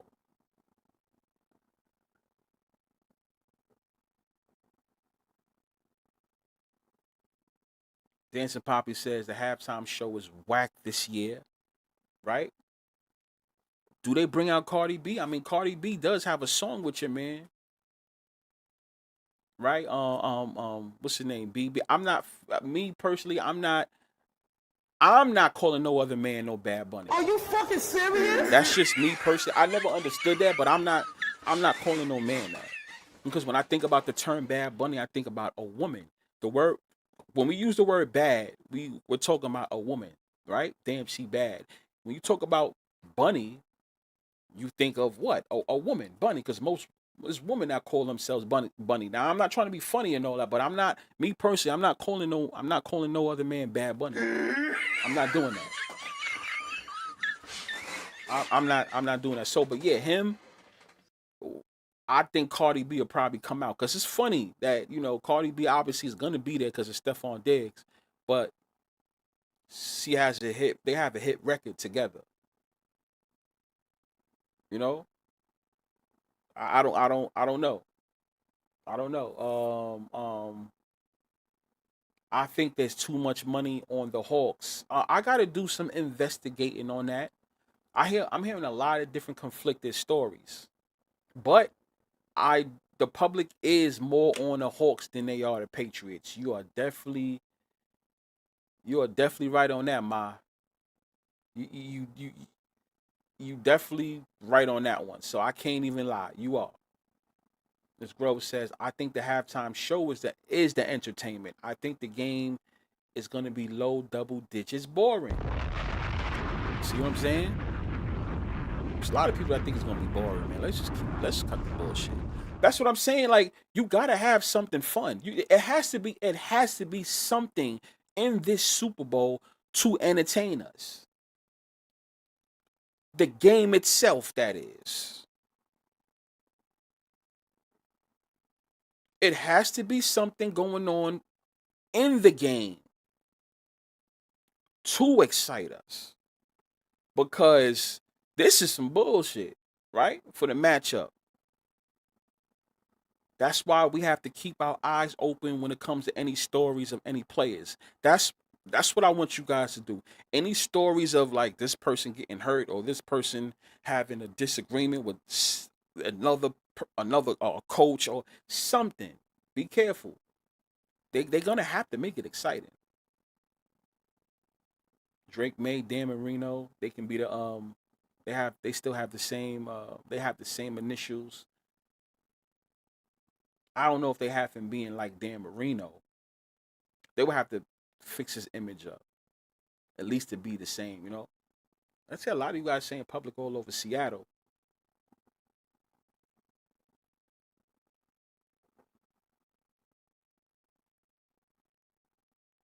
Yeah, Bad Bunny. B5, what do you think? What do you think of Stephen A. Smith sleeping on the Pats? I don't take Stephen A. Smith serious at all, bro. He's just he has a job, right? I tell people you can listen to him just so you can get your information and do what you need to do with your information based on what he say. But he flip flop. He's only doing what he's supposed to say, right? But I tell people be careful. I mean, he's with ESPN. He works for ESPN. ESPN works with they don't have their personal sports book no more because they're with DraftKings. They have a partnership with DraftKings. So if Stephen A. Smith, once again, I tell you guys all the time, if Stephen A. Smith is a genius or an expert, he can't give you some real analysis because that can mess up DraftKings business if people really sat and listen to him. Now, there are some novelty fans that sit and listen to Stephen A. Smith and feel like what he say is golden. There are. There's a lot of people that feel that way, right? There's a lot of people that feel that way. So if you have him being a loudmouth on television, there's people that's going to listen to him. And what are they going to do? They're going to go and bet based on what he say, and then they're going to end up wrong. Now, I'm not saying that his prediction is wrong on this one. Patriots can win the game or lose the game. Same with the Seahawks. We don't know. Now, yes, as far as he's a talking point on behalf of FanDuel. Or DraftKings. Yeah, DraftKings. The live part game is where Vegas gets the money. Yeah, absolutely, Mark. And I'm sorry. That's why I told you guys you got to pay attention to live, especially if you can catch something in play on the first quarter. The first quarter. If any of you guys are with the Pats, well, let me tell you this: anybody who's on the Patriots, you got to do it now. If you're gonna take advantage of betting, you have to do it now for the simple fact that the Patriots are the underdog. So anybody out there, let me say this: if you are on the Patriots and you do not take them pregame, but you feel like they're gonna give the Seahawks some work, you're crazy by not taking advantage of it now or up until the game, right? They're already underdogs. So you're already in good territory if you want to take the Patriots. So you got to take them now. Now anybody that's taking the Seahawks, right? Okay, the money line is -2 something, like -240, or whatever the case is, right? It's moves around just a little bit, depending on what you want. If you want it straight up, right? You may want the Patriots to probably start off good in the beginning, see if the line goes down, right? For the Seahawks, you may catch the Seahawks at maybe a -110, -120, a -130. You might be able to catch that, and boom, you can pound it however you do it, right? So that's what we would have to wait on, right? As viewers, right? But we also would have to wait on, okay, if we take the Patriots, right? And then the Patriots start off so good, we can't take the Patriots no more because now they're minus 300, 400, 500. You don't want that. So now you feel like, damn, I can't even bet this no more. I had a chance to catch them when they was underdogs. So that's what people have to, like, that's what y'all have to be careful for. But live betting, I do think, is the way. But if you messing with the underdogs, you don't need no live play right now, unless you want to put more money into it in case Seattle starts off good and then the Patriots are now, I don't know, plus 600 on the money line at some point. And then let me get some more, let me put some more down, and then they come back and win the game, right? I mean, the Patriots were down that Super Bowl, they were, and that's what people forget too. The Patriots was down, so do they do that again? That's what I want to know. Do they do that again? The Patriots was down that Super Bowl when they came back. Wasn't the Patriots down 10? Right? Something like that. And they ended up winning the game, right? Some, I can be wrong. I don't know, something like that. The Patriots came back. Do they do that again? Do the Patriots come back in the Super Bowl? Seattle's winning and the Patriots come back.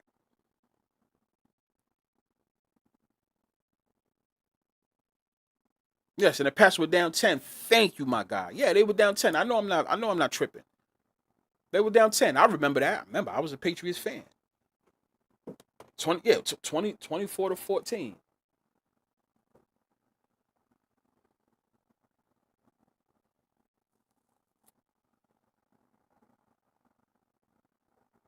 Yeah. Yeah, 24 to 14. Yep.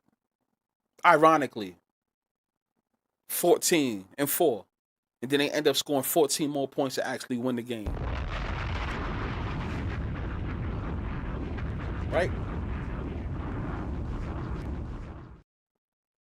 Who can afford to be a Super Bowl loser? Now, now you know what? There was a couple of clues that was in front of our faces too, people. Right? Chat. Anybody watching? You realize, you know what's so crazy? Tom Brady, Bill Belichick, Pete Carroll, right? And Geno Smith. And this is why I always tell people, even the teams that don't make it, pay attention to what's going on with the organization or the players, right? Tom Brady, okay, one of the owners of the Raiders, they made it a big deal that he had got Geno Smith, which was a former Seattle Seahawk, right? That's where they got him from. And Pete Carroll, which was a former Seattle Seahawk, Tom Brady being a former Patriot. You see how that worked out? Patriots and Seahawks clue right there, right? And then obviously we already know the whole situation of Bill Belichick and Drake May. You know, Bill Belichick goes and he's coaching the team that your man Drake May played for in college, UNC, right? And then now you also hear the reports of Bill Belichick. He can't get into the Hall of Fame as of now. He can't be a first ballot Hall of Famer. They making a big deal about that. And this is a fake story, y'all. If anybody thinks Bill Belichick is not going into the Hall of Fame, you're bugging. Bill Belichick. That's the reason why I'm not even going to even talk about that, because they need a storyline. The media needs a storyline. He's going into the Hall of Fame. Maybe not right away or this year, or however they doing it, but he's gonna go into the Hall of Fame. They need people. Do you guys not understand that they need stories? This ain't nothing new. You guys should know this already. They need stories. Bill Belichick's name is a big deal as the Super Bowl is coming into play, because that's the team he played for. You don't think that they're gonna have Bill Belichick? It has to be some type of, not a scandal, but a big deal about his name. Bill Belichick is going into the Hall of Fame for sure. Come on now, come on now. We know that Tom Brady's going in the Hall of Fame for sure. Come on now. Now, do they win this year? That's the thing, right? Tom Brady's name has been popped up a lot this year. Bill Belichick's name has been popped up a lot this year. Now you got the Patriots in the Super Bowl, right? There's some people that say winning the Super Bowl will diminish Tom Brady and Bill Belichick what they did, right? Now I know they won 6 together, right? But in a way, in a way, it's kind of true though, because it's saying that, listen, I made Hove, I can make another Hove. Right? Even though we know the Patriots is not going to do what they did before. That's not going to happen again. No chance in hell. But is it going to be a one-off? Right? Is it going to be a one-off? Is it going to be, yeah, doesn't doesn't Cardi B have a show in LA? Cause she's kicking off her concert in LA or something like that, right? Or in Cali, right? She's going on tour right after this. I think right out there, right? See how everything connects together now. Is the Patriots going to get that not third? I'm sorry. Are they going to get that seventh, or is it going to go to what we've been saying about Michael Jordan? Right? You can't have somebody just come in and win after Jordan. Jordan and Phil Jackson. I'm sorry. Right? So you got Bill Belichick and Tom Brady.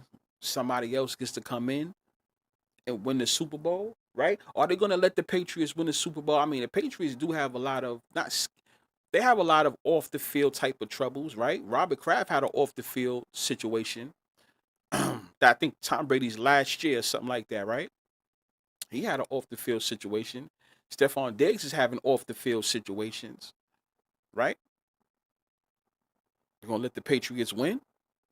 I don't know. I'm asking y'all. Yeah, it's in Cali. I'm pretty sure, from what I understand, I think it's in Cali.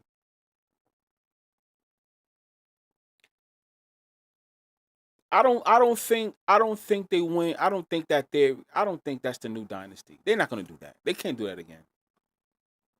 They can't do that again. They can't do that again. That will diminish. I've never seen that in sports though. I've never seen that in sports. Only the only time you possibly can do that with the same team is basketball. Now basketball that can be done. Kind of sort of. See, because you remember, think about the Lakers, right? The Showtime Lakers was a big deal in the 80s, right? But guess what? We had that little quote unquote dynasty with Shaq and Kobe, right? So the NBA went right back with the Lakers. It just wasn't Magic and Kareem, Shaq and Kobe. So that one was able to get, but I don't see them making another Patriots dynasty. Like I said, that Patriot dynasty happened because of the Patriot Act getting signed.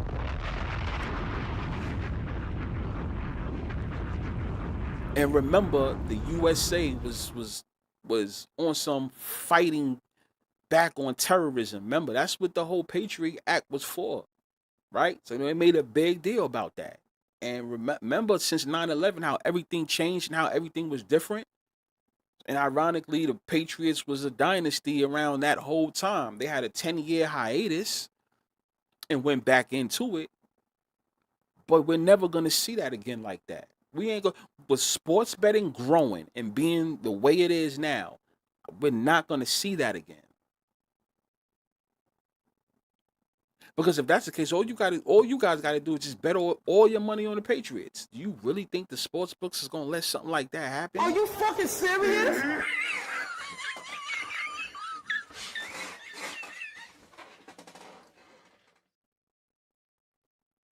Man, Kobe and Gasol. Yeah, yeah. I don't know if I could say that was a dynasty, but I do understand what you're saying though, because the whole Kobe and Gasol thing, they had one, they had 1, 2.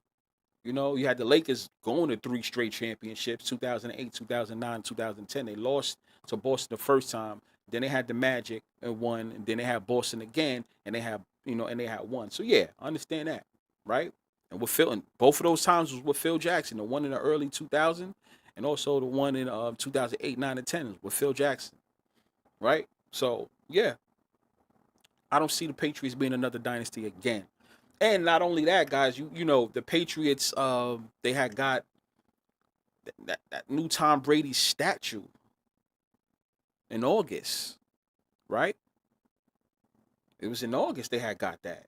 So I ask you guys, what do you think? Right? Everything was about the Patriots this year, ironically. They just got the statue, right? Stephon Diggs is in the headlines, from his troubles or being with Cardi B, right? Robert Kraft is being known as the best owner in football ever, over Jerry Jones. You know what I'm saying? And he also announces that the NFL plans on adding another week and shit, some shit like that, right? So you got that going on. What else? Like it's a lot of shit. It's a lot of shit going on with all the players. Tom Brady, obviously, you know, he's been heard about in the media a lot. They also comparing Drake May to him.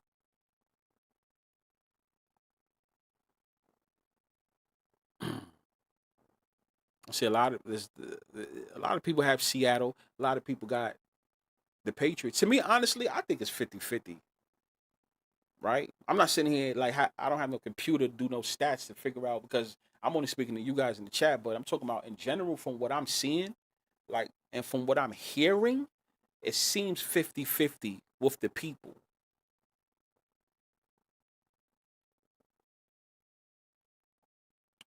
Will Tom Brady let May be next to him? No way. Brady also says if old man Rivers can play, he'll come back. Yeah, Tom Brady ain't gonna come back though.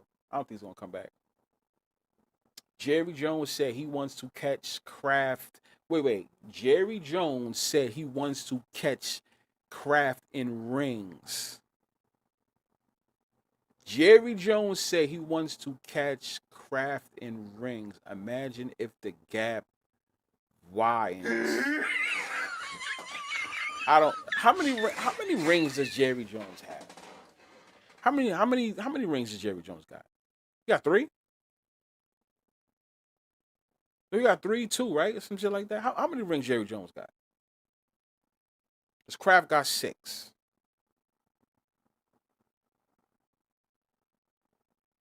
Chris says the Patriots are capped at 6 titles. Yeah, that's right. Dakota.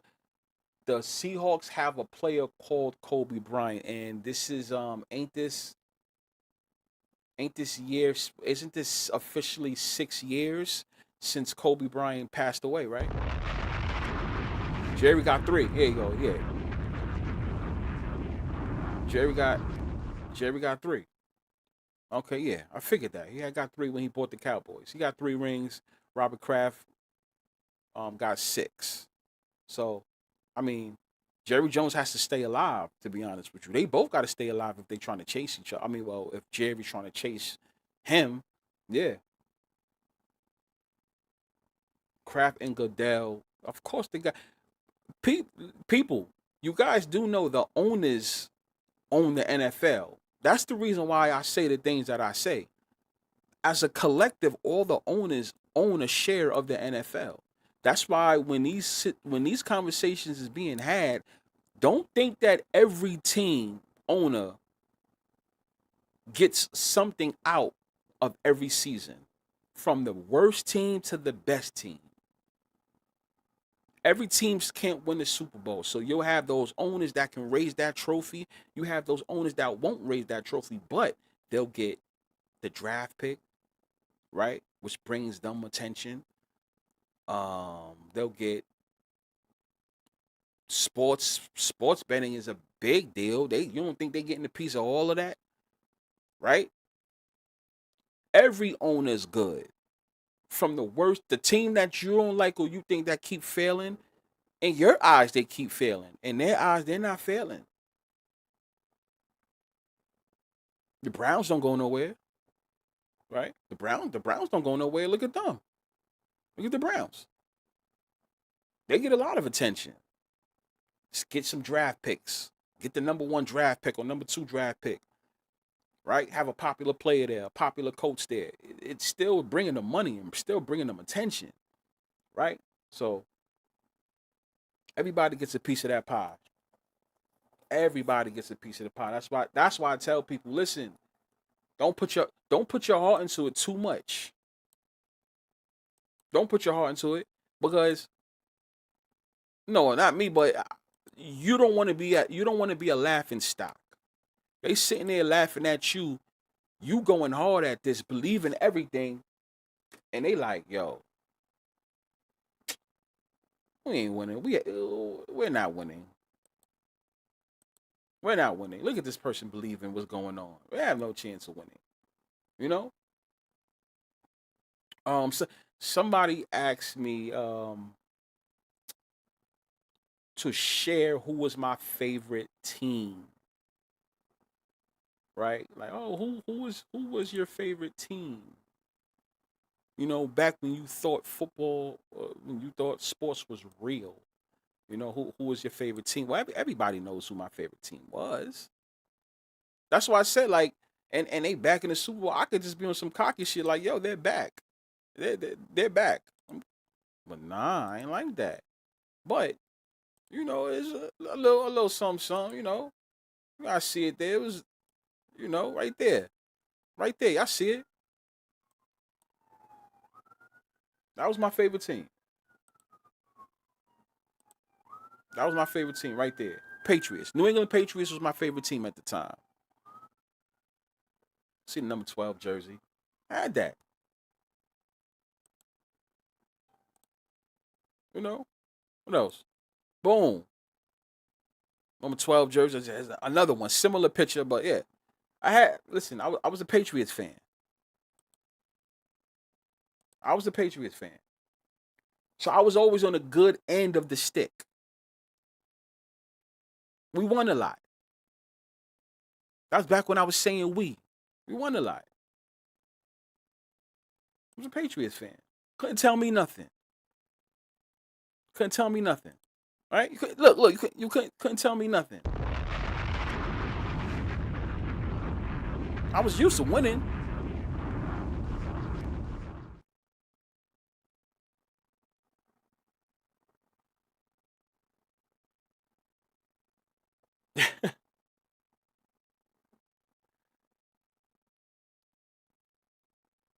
You know what I'm saying? Like, you know, cause see, there's new people here that's you know, it's not familiar that I was a Patriots fan. Just because I don't want to make it seem like I'm on some bandwagon shit, right? You see it? It was there. It was there. Safe. Boom. I don't know what was that. And this was Safe the Super Bowl. lands. Safe lands. You know, Patriots. Look at that. I'm in town. Safe lands. Made it in safely. Patriots. Super Bowl weekend. You already know that.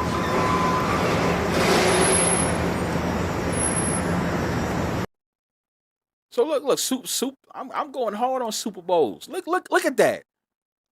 Look at that. Look at that.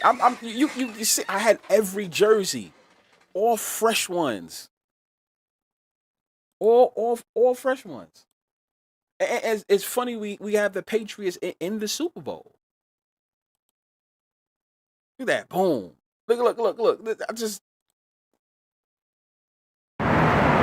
You know what's crazy? I haven't even had my drink yet. I ain't even drink. So you know I'm gonna have something nice. Gotta take care of some business out here first, but I'm ready to drink. that's when I hit Vegas. When I went hard in Vegas the year that they won. I mean, they came back against the what's their name? The Falcons.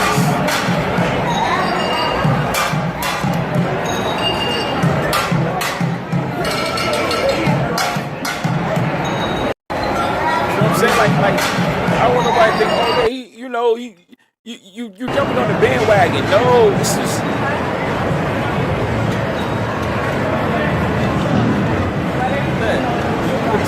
I mean, I was a fan. I couldn't do it. I couldn't do it no more, bro. I couldn't do it no more because I just couldn't be a part of the bullshit. I couldn't be a part of the bullshit. Look, that one right there. That was the Drew Bledsoe shit right there. That was the Drew Bledsoe shit right there.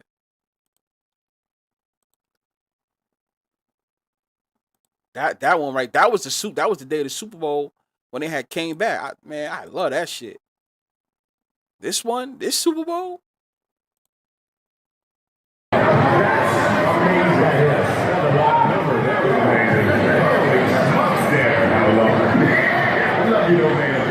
That was out there at South Point. I like watching the game over there at South Point because it's spacious.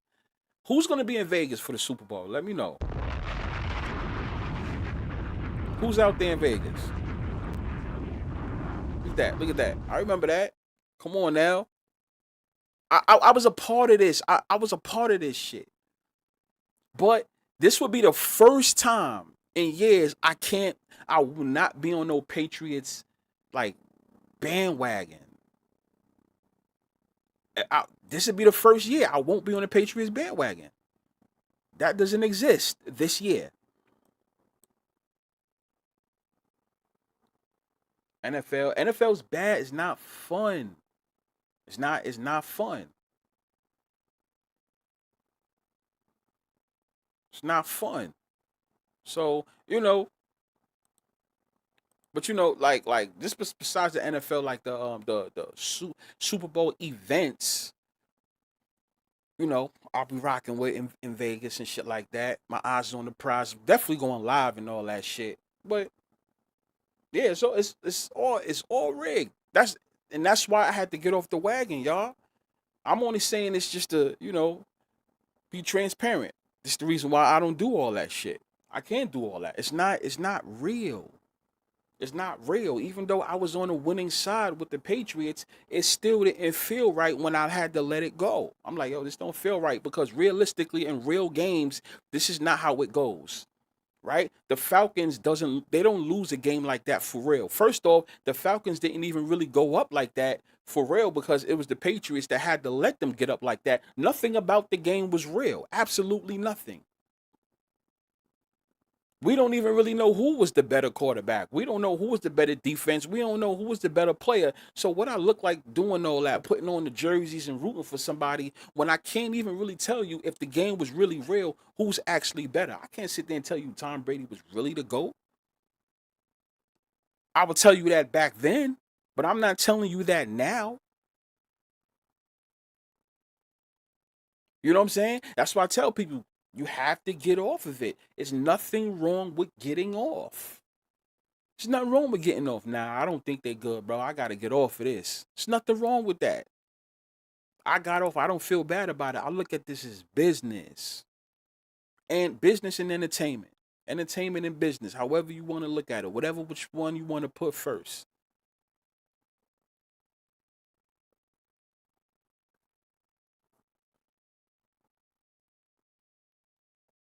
I'm like, yo, it's fake. It's not real, bro. None of this is real. But but if you think that if you it, if you think that the Patriots is gonna have another run like that again, it's not gonna happen, bro. That's not gonna happen. That's not gonna happen. They're not doing that again. They that they're not doing that again. They're not doing that again. I don't see them doing that run again. That right there that's a stretch. That whole run, cause what you gotta do it twice. Like, no, you know how much money you guys can make if you figure out they're doing a whole dynasty thing again. You think the sports books will allow that? They're not gonna allow that. They're gonna be like, yo, too many people know what's going on.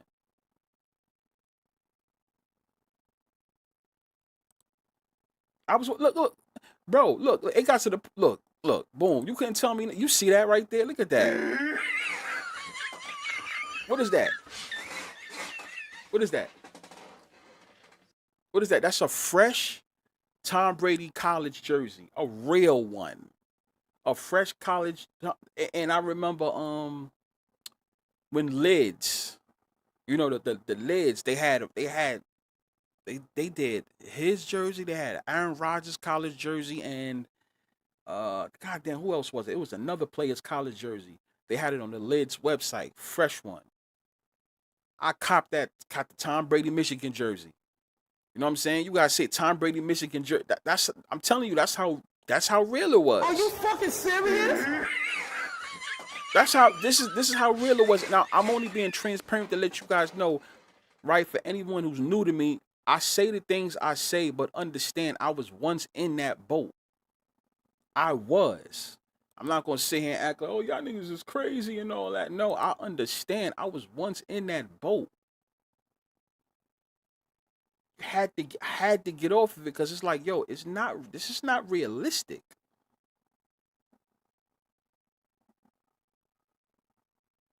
This not realistic.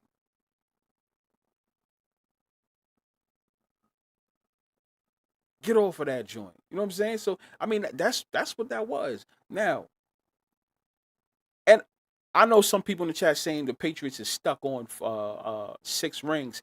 I do think eventually at some point they'll pass it if they don't pass it next week, right? I still think it could be passed. I don't think 6 is the cap for a lot of shit. You know? What was that? What was that? What was that? Look at that. Look at that. Boom. Look at that.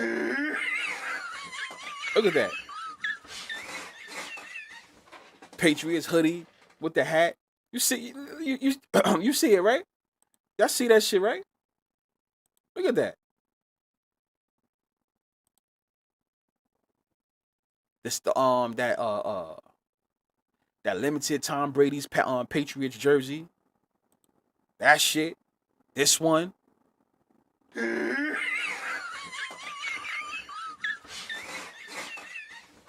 So what I'm saying, and this is why I say, like, when it comes to the Patriots, I can speak about the Patriots because I knew the organization in and out. Remember, I always told you guys I was a true Bledsoe fan before Tom Brady stepped on the field.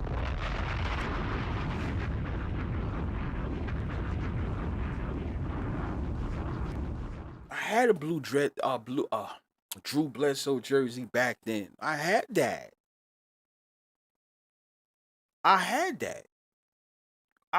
Before Tom Brady, I was a Patriots fan because I used to like to see the Patriots versus the Jets games. You know, with them being in the same division, and you know, when I'm young and stuff, I on TV watching the Patriots and the Jets go at it. I used to like those games. I like them Patriots. I remember rooting for the Patriots when they went to the Super Bowl against Brett Favre in the Packers and thought they was gonna win because they was doing good in the first half, and then they just let your man the Packers Brett Favre take over in the second half and game was over. Are you fucking serious?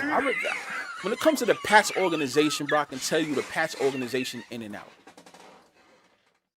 I can tell you the Pats organization in and out. That can be another live. That could be for another time. Cause I'm not nowhere fan like that anymore with them. But I can tell you, I'm used to this organization. It's just funny that this year I ain't rocking on. Like, I'm not a fan, right? If I have to choose them, it's only strictly for business. I'll say that. If I have to take them this year's Super Bowl, it's strictly for business. Not no fan shit.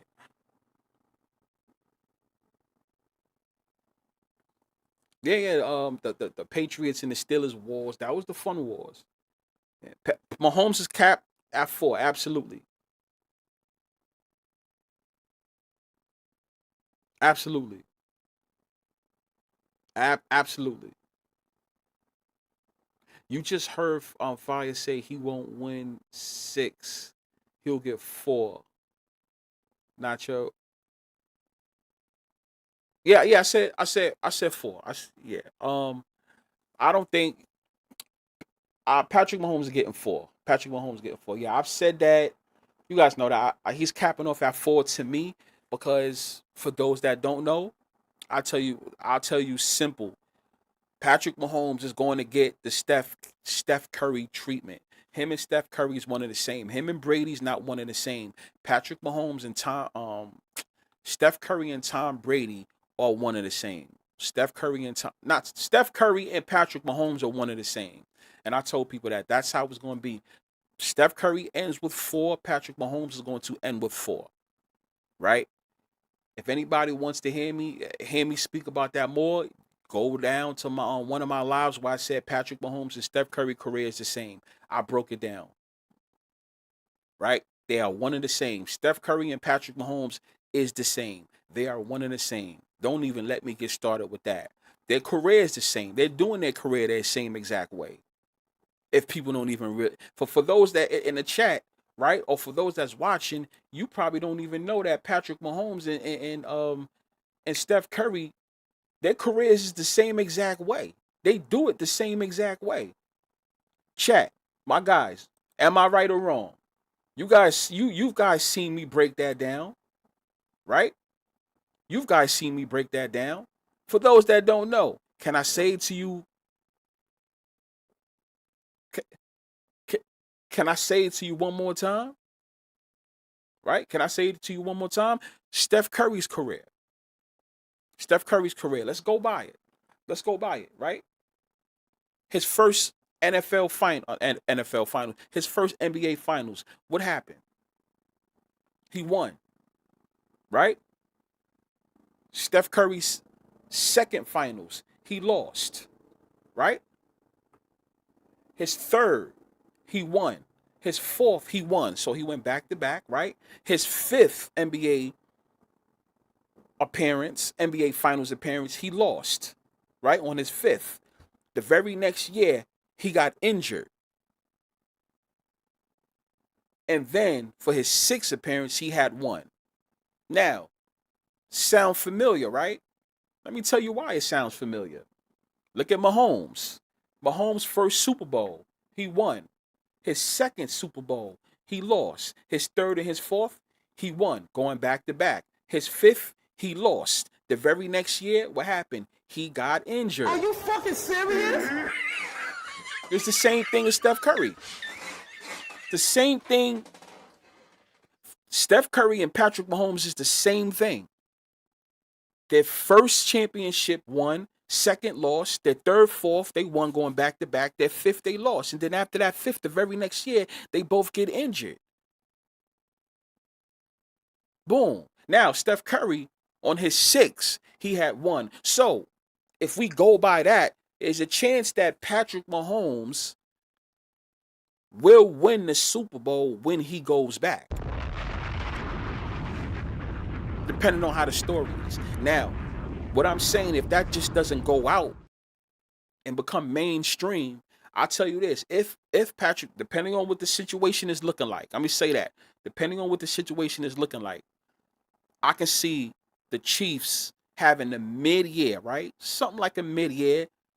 They won't end up a top seed, but they'll end up like a low seed type shit, right? Going to playoffs, and Patrick Mahomes will win his fourth Super Bowl. Are you fucking serious? Now, you guys know I get on Patrick Mahomes a whole lot. You guys know that. But like I said, it's just business. Patrick Mahomes and Steph Curry career is the same way. I broke it down. Right? So, that's for another time. For those that don't know. But I just gave you a little something of how this shit is the same. Now, we got to see if Drake May gonna win. Right? If Sam Darnold or Drew Lock is gonna win. Which one? But keep an eye on Sam Darnold with that injury. I'm telling you.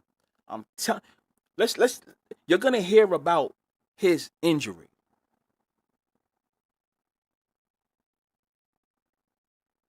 Boston loves winning after Philadelphia. That's actually a fact. That does tend to happen. That does tend to happen. Yeah, Boston does win after Philadelphia. You guys can go look that up in sports. It does tend to happen. I'm not going to say all sports, but yes, it does tend to happen.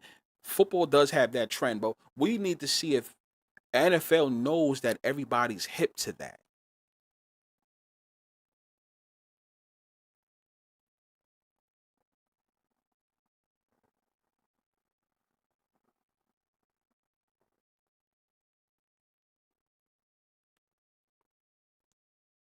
Yeah, yeah.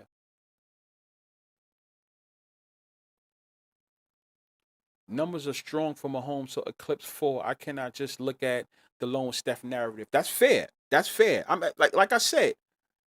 No. That's fair. That's fair. But It goes deeper than that, but people are put certain places for certain reasons.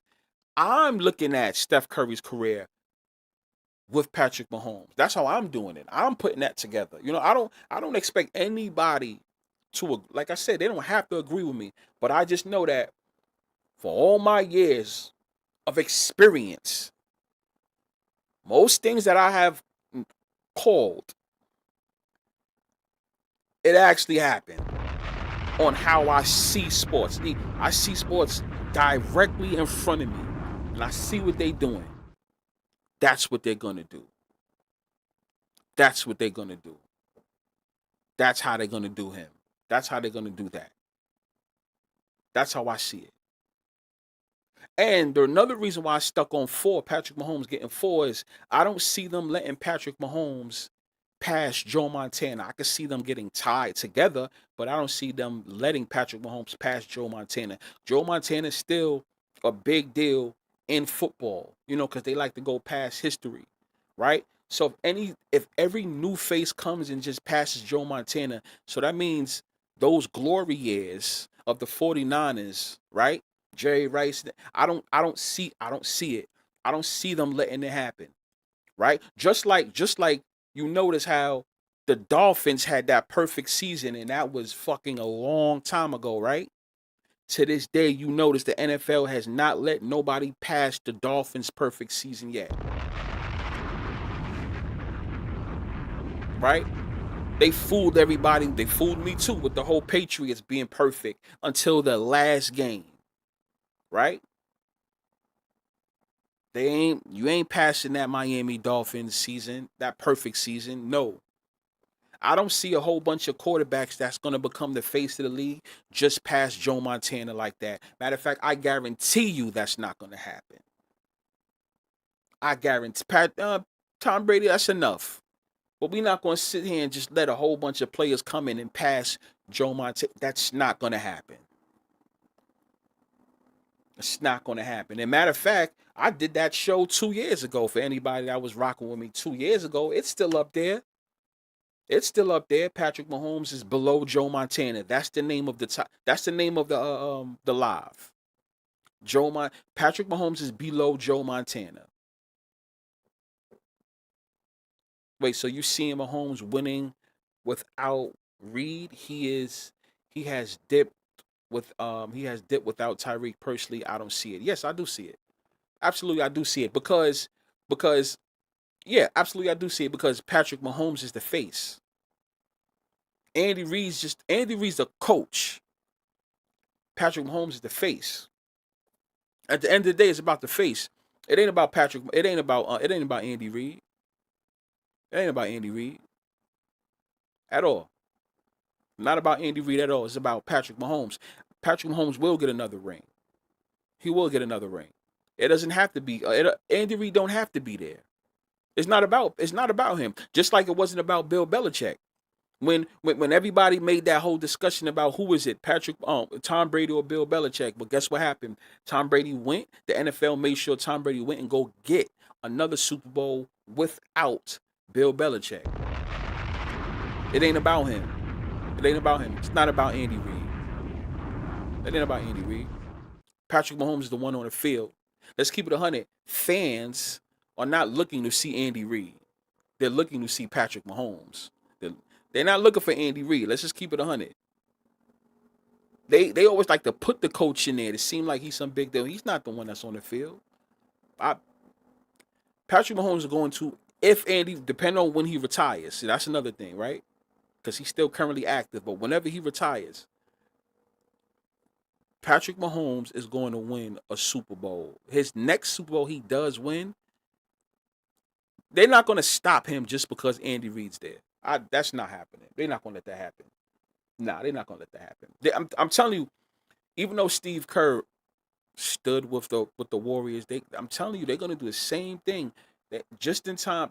All right, I'm telling you guys now. As much as I hate Patrick Mahomes, you guys know that. Watch. He's going to get one more. He's going to get one more.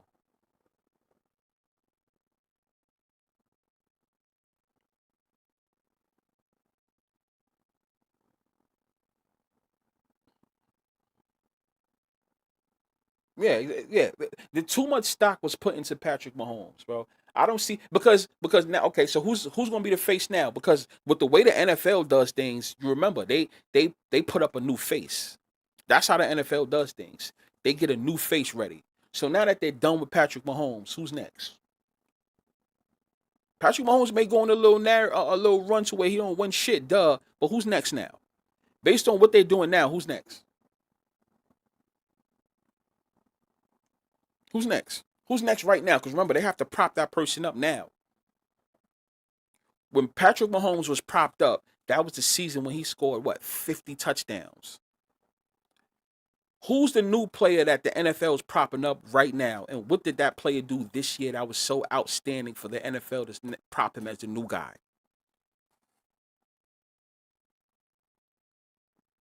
Drake May? I don't see that happening with Drake May. I don't see that. I don't see that because the script he's that great white hope. So it's just gonna diminish Tom Brady like that. So Tom Brady would cease to exist. So because Drake May would have to get 7 rings, at least. Caleb Williams, Mahomes could still have a second arch like Brady. He's gonna win one more. Said Jackson Dart. Said they propping him up. I don't know about Jackson. I don't know about Jackson. Nah. I'll tell you this. You know why I'm looking at everything you guys are saying? You guys are forgetting about one thing. You guys are forgetting about one thing. Let me post this. Let me show you guys something. Everybody that's watching, this is what everybody in the chat is forgetting about. I've always told you guys one thing with sports. There is something that they do. They give it away on who's the next face. They always give it away on who's the next face. You guys want to know what I'm talking about? I'm gonna show you guys right now. I gave you guys a clue. I told you guys this maybe 2 years ago. No, it was 2 years ago. We did a show on it. And I have yet to be proven wrong. Right? You guys ready? Boom. Yeah, leave that right there. Let that stick right there. Okay. Time to post that bad boy up. You guys is saying who okay, who do you guys think is the next face right now? One more time in the chat. One more time. Before I show this. One more time in the chat. Who you guys think is the face?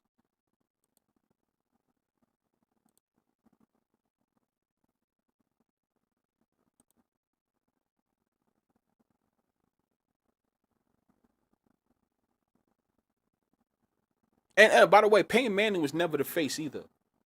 Remember when I say the face is the main guy. There's always going to be others, but the main guy. You said Caleb Williams? Donald says Caleb Williams. Maye says he says Drake. He says Drake. Floyd says Caleb. Randall says Williams. Even if Double P says he's not in the league yet, that's a good one. A Settle says I don't know. Tough questions. Can I help you guys out? Exhibit A. What do you notice here? I did this show.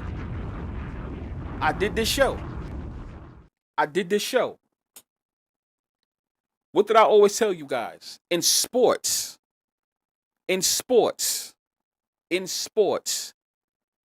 always a pattern. Whenever you are the face of a league, you have to have now the face, the main guy that they put, they give the attention to. They always have to have a certain jersey number. A certain jersey number always matters. It has to add up to a specific number in order to be the face. And that's something that a lot of people have not caught yet. Right? Let me Look at Tom Brady over there, right? Tom Brady was number 3, right? Number 12, right? But you know he had to play for 2 teams in order to complete that what? That good old 6. That's right. They wear number 6. Number 6 has to be coded in there some way, somehow.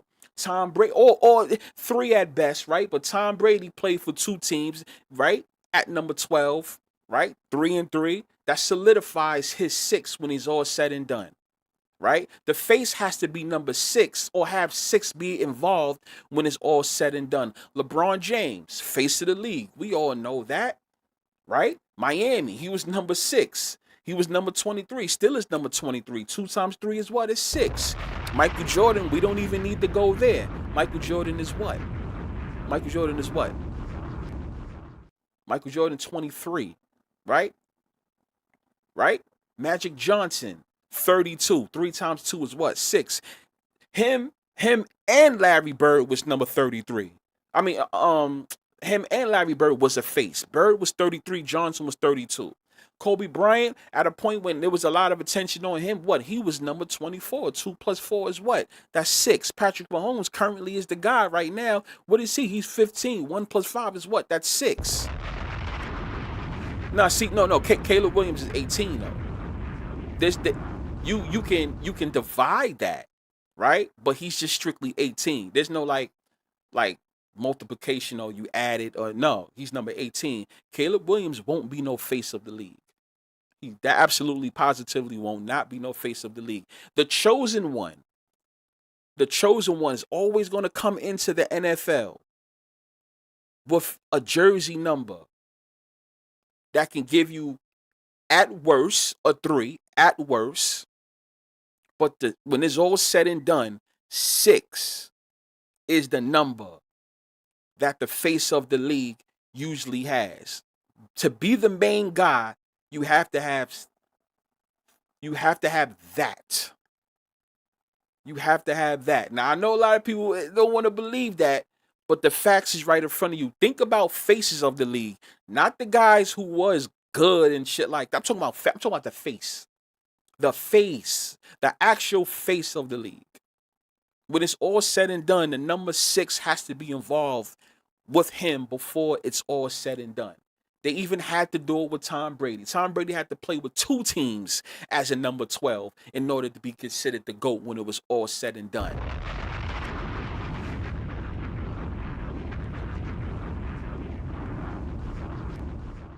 Now you guys see what I'm saying?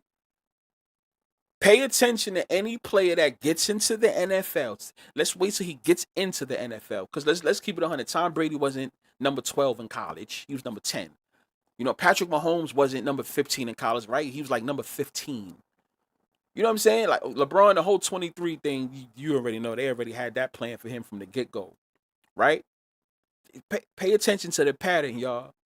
Caleb Williams, nah, he won't be. Anybody in the league that's number 10, number 18, like they got those type of numbers. Nah, now don't get me wrong too. There's also players in the league that deal with the number 6 some way, somehow. That's not the face. So we can't say every single player is going to be that. Mendoza, yes, he has number 15. He has number 15, right? Let's see what they have in store for him. Let's see what they have in store for him. But me, I have to wait and see with him. I gotta actually see it. But you guys see what let me just, you guys see what I'm saying?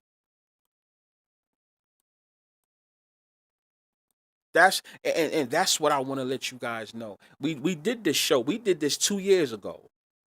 I spoke on this 2 years ago. The face of a league always has a certain number. We talk about symbolism. We talk about all that stuff all the time. Right? So what makes this different? It don't. When you are the face, you have to have a certain number. You can't have a out the box number. That don't make no sense. Right? You're the face of the league. You number shouldn't even number 4. You the face of the league and you number 17. Josh Allen was 17. He was never no face. He's one of those. he's like one of those losers, right? That he's good, but he's not the guy who's the actual face. You know what I'm saying? Number 8. That's not really gonna get you there too much. It'll get you close, but you ain't gonna be the main guy. And that's what I mean when I say the face of the league. The actual face, you have to have 6 involved in your jersey some way, somehow, when you add it or multiply it. Or you gotta play for 2 teams. Like that's how it has to be. That's not my opinion. If you go back and look and do your due diligence, you'll see it's a pattern with certain guys who's the face of the league.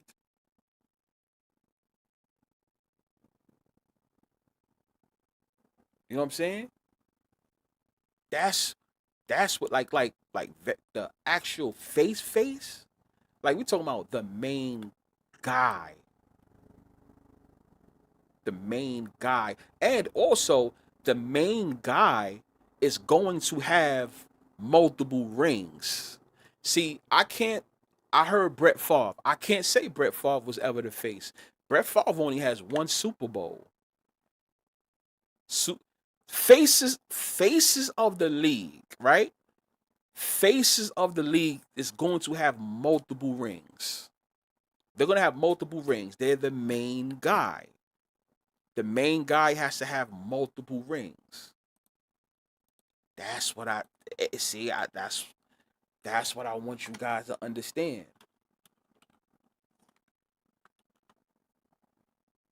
That's what I want you guys to understand. It's shit. Even what Joe Montana, he was when he was the face, right? With them 4 rings, he went 4-0. He did. They gave him the Jordan treatment, or they gave Jordan his treatment, or however you want to see it, right? Being perfect in the finals, being perfect in the championship. Joe Montana, he was number 16. 6 times 1, 6. Before Mike, like I said, before Michael Jordan, right? I had to show you guys. You guys see it right there, right? Before Michael Jordan came in the league, what? Larry Bird and that Magic Johnson, 32, 33. 6. Right? Kobe Bryant, to me, I have him there, but that's even still questionable. To me, that's questionable because Kobe Bryant never really he has multiple rings, yes, but he never really got to do this on his own. Remember, he played with Jordan and he also played with LeBron. LeBron, we all know. LeBron, first off, he was coming into the league as a face. They was preparing him back in high school, number 23. So I'm letting you guys know this now. Pay attention to these numbers.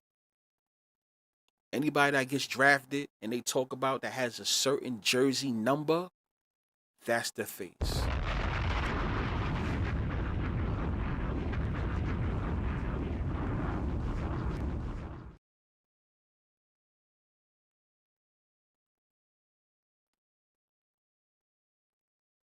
There is truth with numbers. Number 4, Brett Favre. Number 18, Manning. There is truth numerology, but once in a while they will throw a curveball, a curveball like Kobe and stuff like that. Yeah, no, absolutely, absolutely.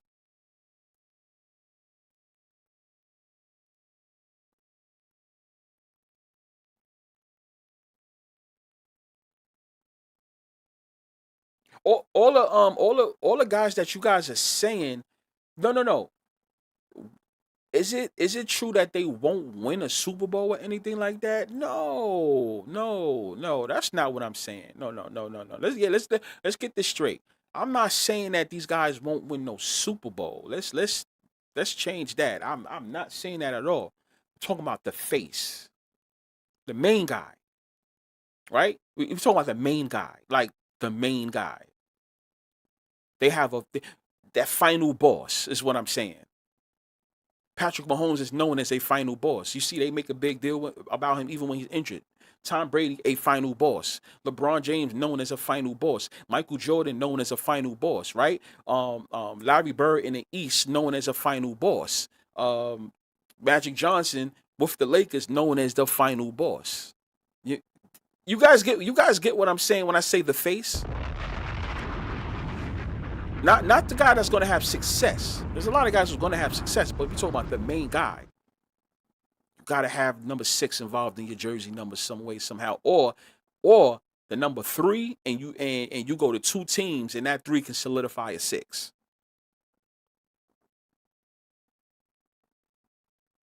That's what we're saying. But they ain't just gonna do they ain't gonna just do everybody that have that number. There's quarterbacks in the league right now that got number 12. That's not the face. But I just want you guys to remember that. When we think about the face of a league, that's the reason why I can't tell you who I think is the face of the league, who's gonna be the face of the league yet. Because not for nothing, the face of the league probably is not in the league right now yet.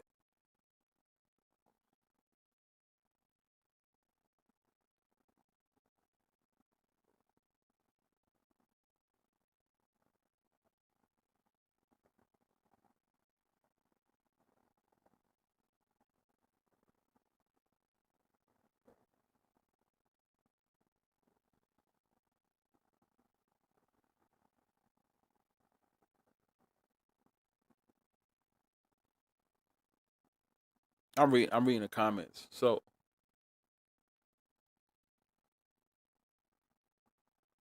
what's my thoughts on Luca? No, no. Oh, Luca's not no face. Luca will never be the face. No, Luca's not no face. He's not. He got to be from America first off to be a face.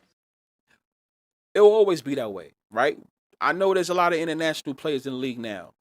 You have to be from America, bro. It's they're not gonna change things around like that. You may see different things go on. They let other people shine, but the fact still remains. The NBA's America. Luca international, he's gonna be one of those type of players. And first off, he's number 77. That's a dead giveaway that he'll never be no face. They gave him number 77. That's his jersey number. No, no, no, no. Look at the torch that's being passed down. Bird and Johnson, then to Jordan, Jordan to LeBron.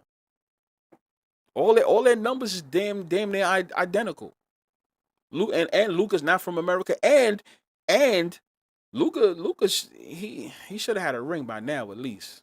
I do know this is a fit. This is around the time he probably should get a ring. He ain't the face though. We don't. Nobody looks at Luca as the final boss.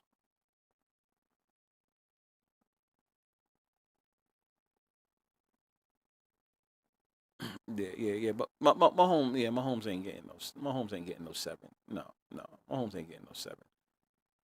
Yeah, it's not. No, he's not getting 7.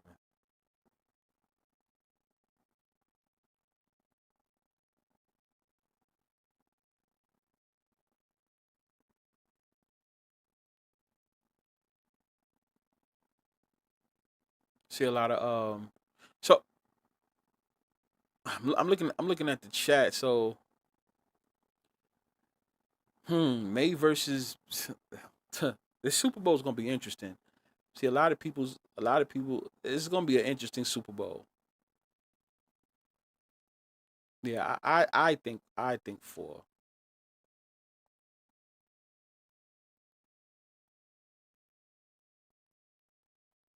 Yeah, Jokic. He ain't definitely ain't no face. Um, Wemby. Um, Wemby. Uh, mm, I okay. Wemby as a face, I think Wemby will do some damage and get some rings. Yes, he'll be one of those like a force to be reckoned with. Like that's how they're gonna have. That's how they're gonna have it. But face, I don't know if I see face. To be honest with you, no, I don't. I don't know. I don't know if I see face. That's why I pulled them up just now. Like Wemby, I don't know if I see face when you think of Wemby. I don't. I personally don't. It has to be somebody that you have to have a certain size to you, and everybody should want to, like, damn near everybody growing up that's into that sport should want to be like you, right? That's why if you think about it, Michael Jordan was like the perfect size, 6'6", right? Or LeBron James has like that perfect size, Um, Tom Brady, Patrick Mahomes. It's a certain type of look and image you have to have, and once again, they prop you up from the beginning. They're gonna give you a certain jersey number. Him being number one, I don't see that being the face. I don't see it being the face. I don't see it being the face. If I see people with certain jersey numbers, those are the ones I pay attention to.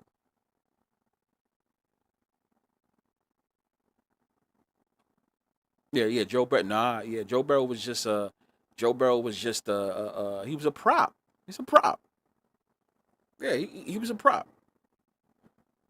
When he had number 9 coming into the football, like if he would have had a shit, maybe I don't maybe 12, you could probably say that, right? Or I don't know, give him a 24 or some shit like that, right? Even though you don't really see quarterbacks with that number too much, right? But if you give him a certain number, then we could probably say something.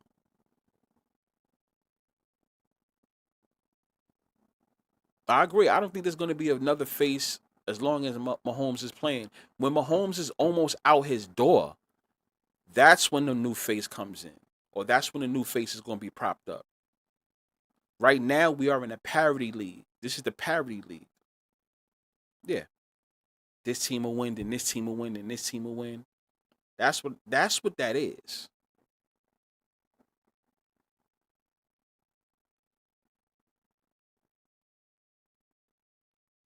Yeah. They're not gonna do it. They can't do that quick. Not like that.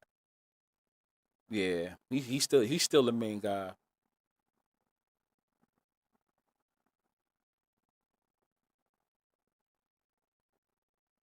Yeah, yeah. They make it obvious, y'all. Yeah, the NFL makes shit obvious. And that's why I tell people, just pay attention to the jersey numbers. This is a conversation that you'll never see on ESPN, or you'll never see like these theory guys all over the internet that talks about theories and shit like that. They probably don't even notice this type of shit. Like the jersey numbers. It's all in the jersey numbers.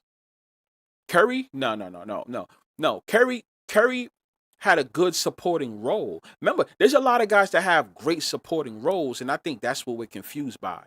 The guys who has the great supporting roles, but the actual face, no. Steph Curry was a game changer. Absolutely he was. Absolutely. But there was no way he was gonna be the face over LeBron James. Hell nah. Hell nah. No. That they're gonna have him as LeBron James nemesis. Right? This LeBron James nemesis right here. But to be the face over LeBron, nah. Nah, Braun to be more marketable than Steph Curry. First off, remember the NBA started this whole Braun campaign since Braun was in high school.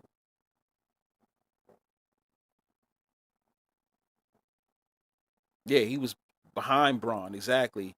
He was Braun's nemesis. You could say that, Braun's nemesis, but nah, Braun was the main guy. Each person got to have some type of nemesis. Early in their career or later in their career, whoever. But nah, the face, it's Braun. No, listen, whether you like him or not, he's still a face until he retired, bro. Yeah, they always had the good guy, bad guy shit.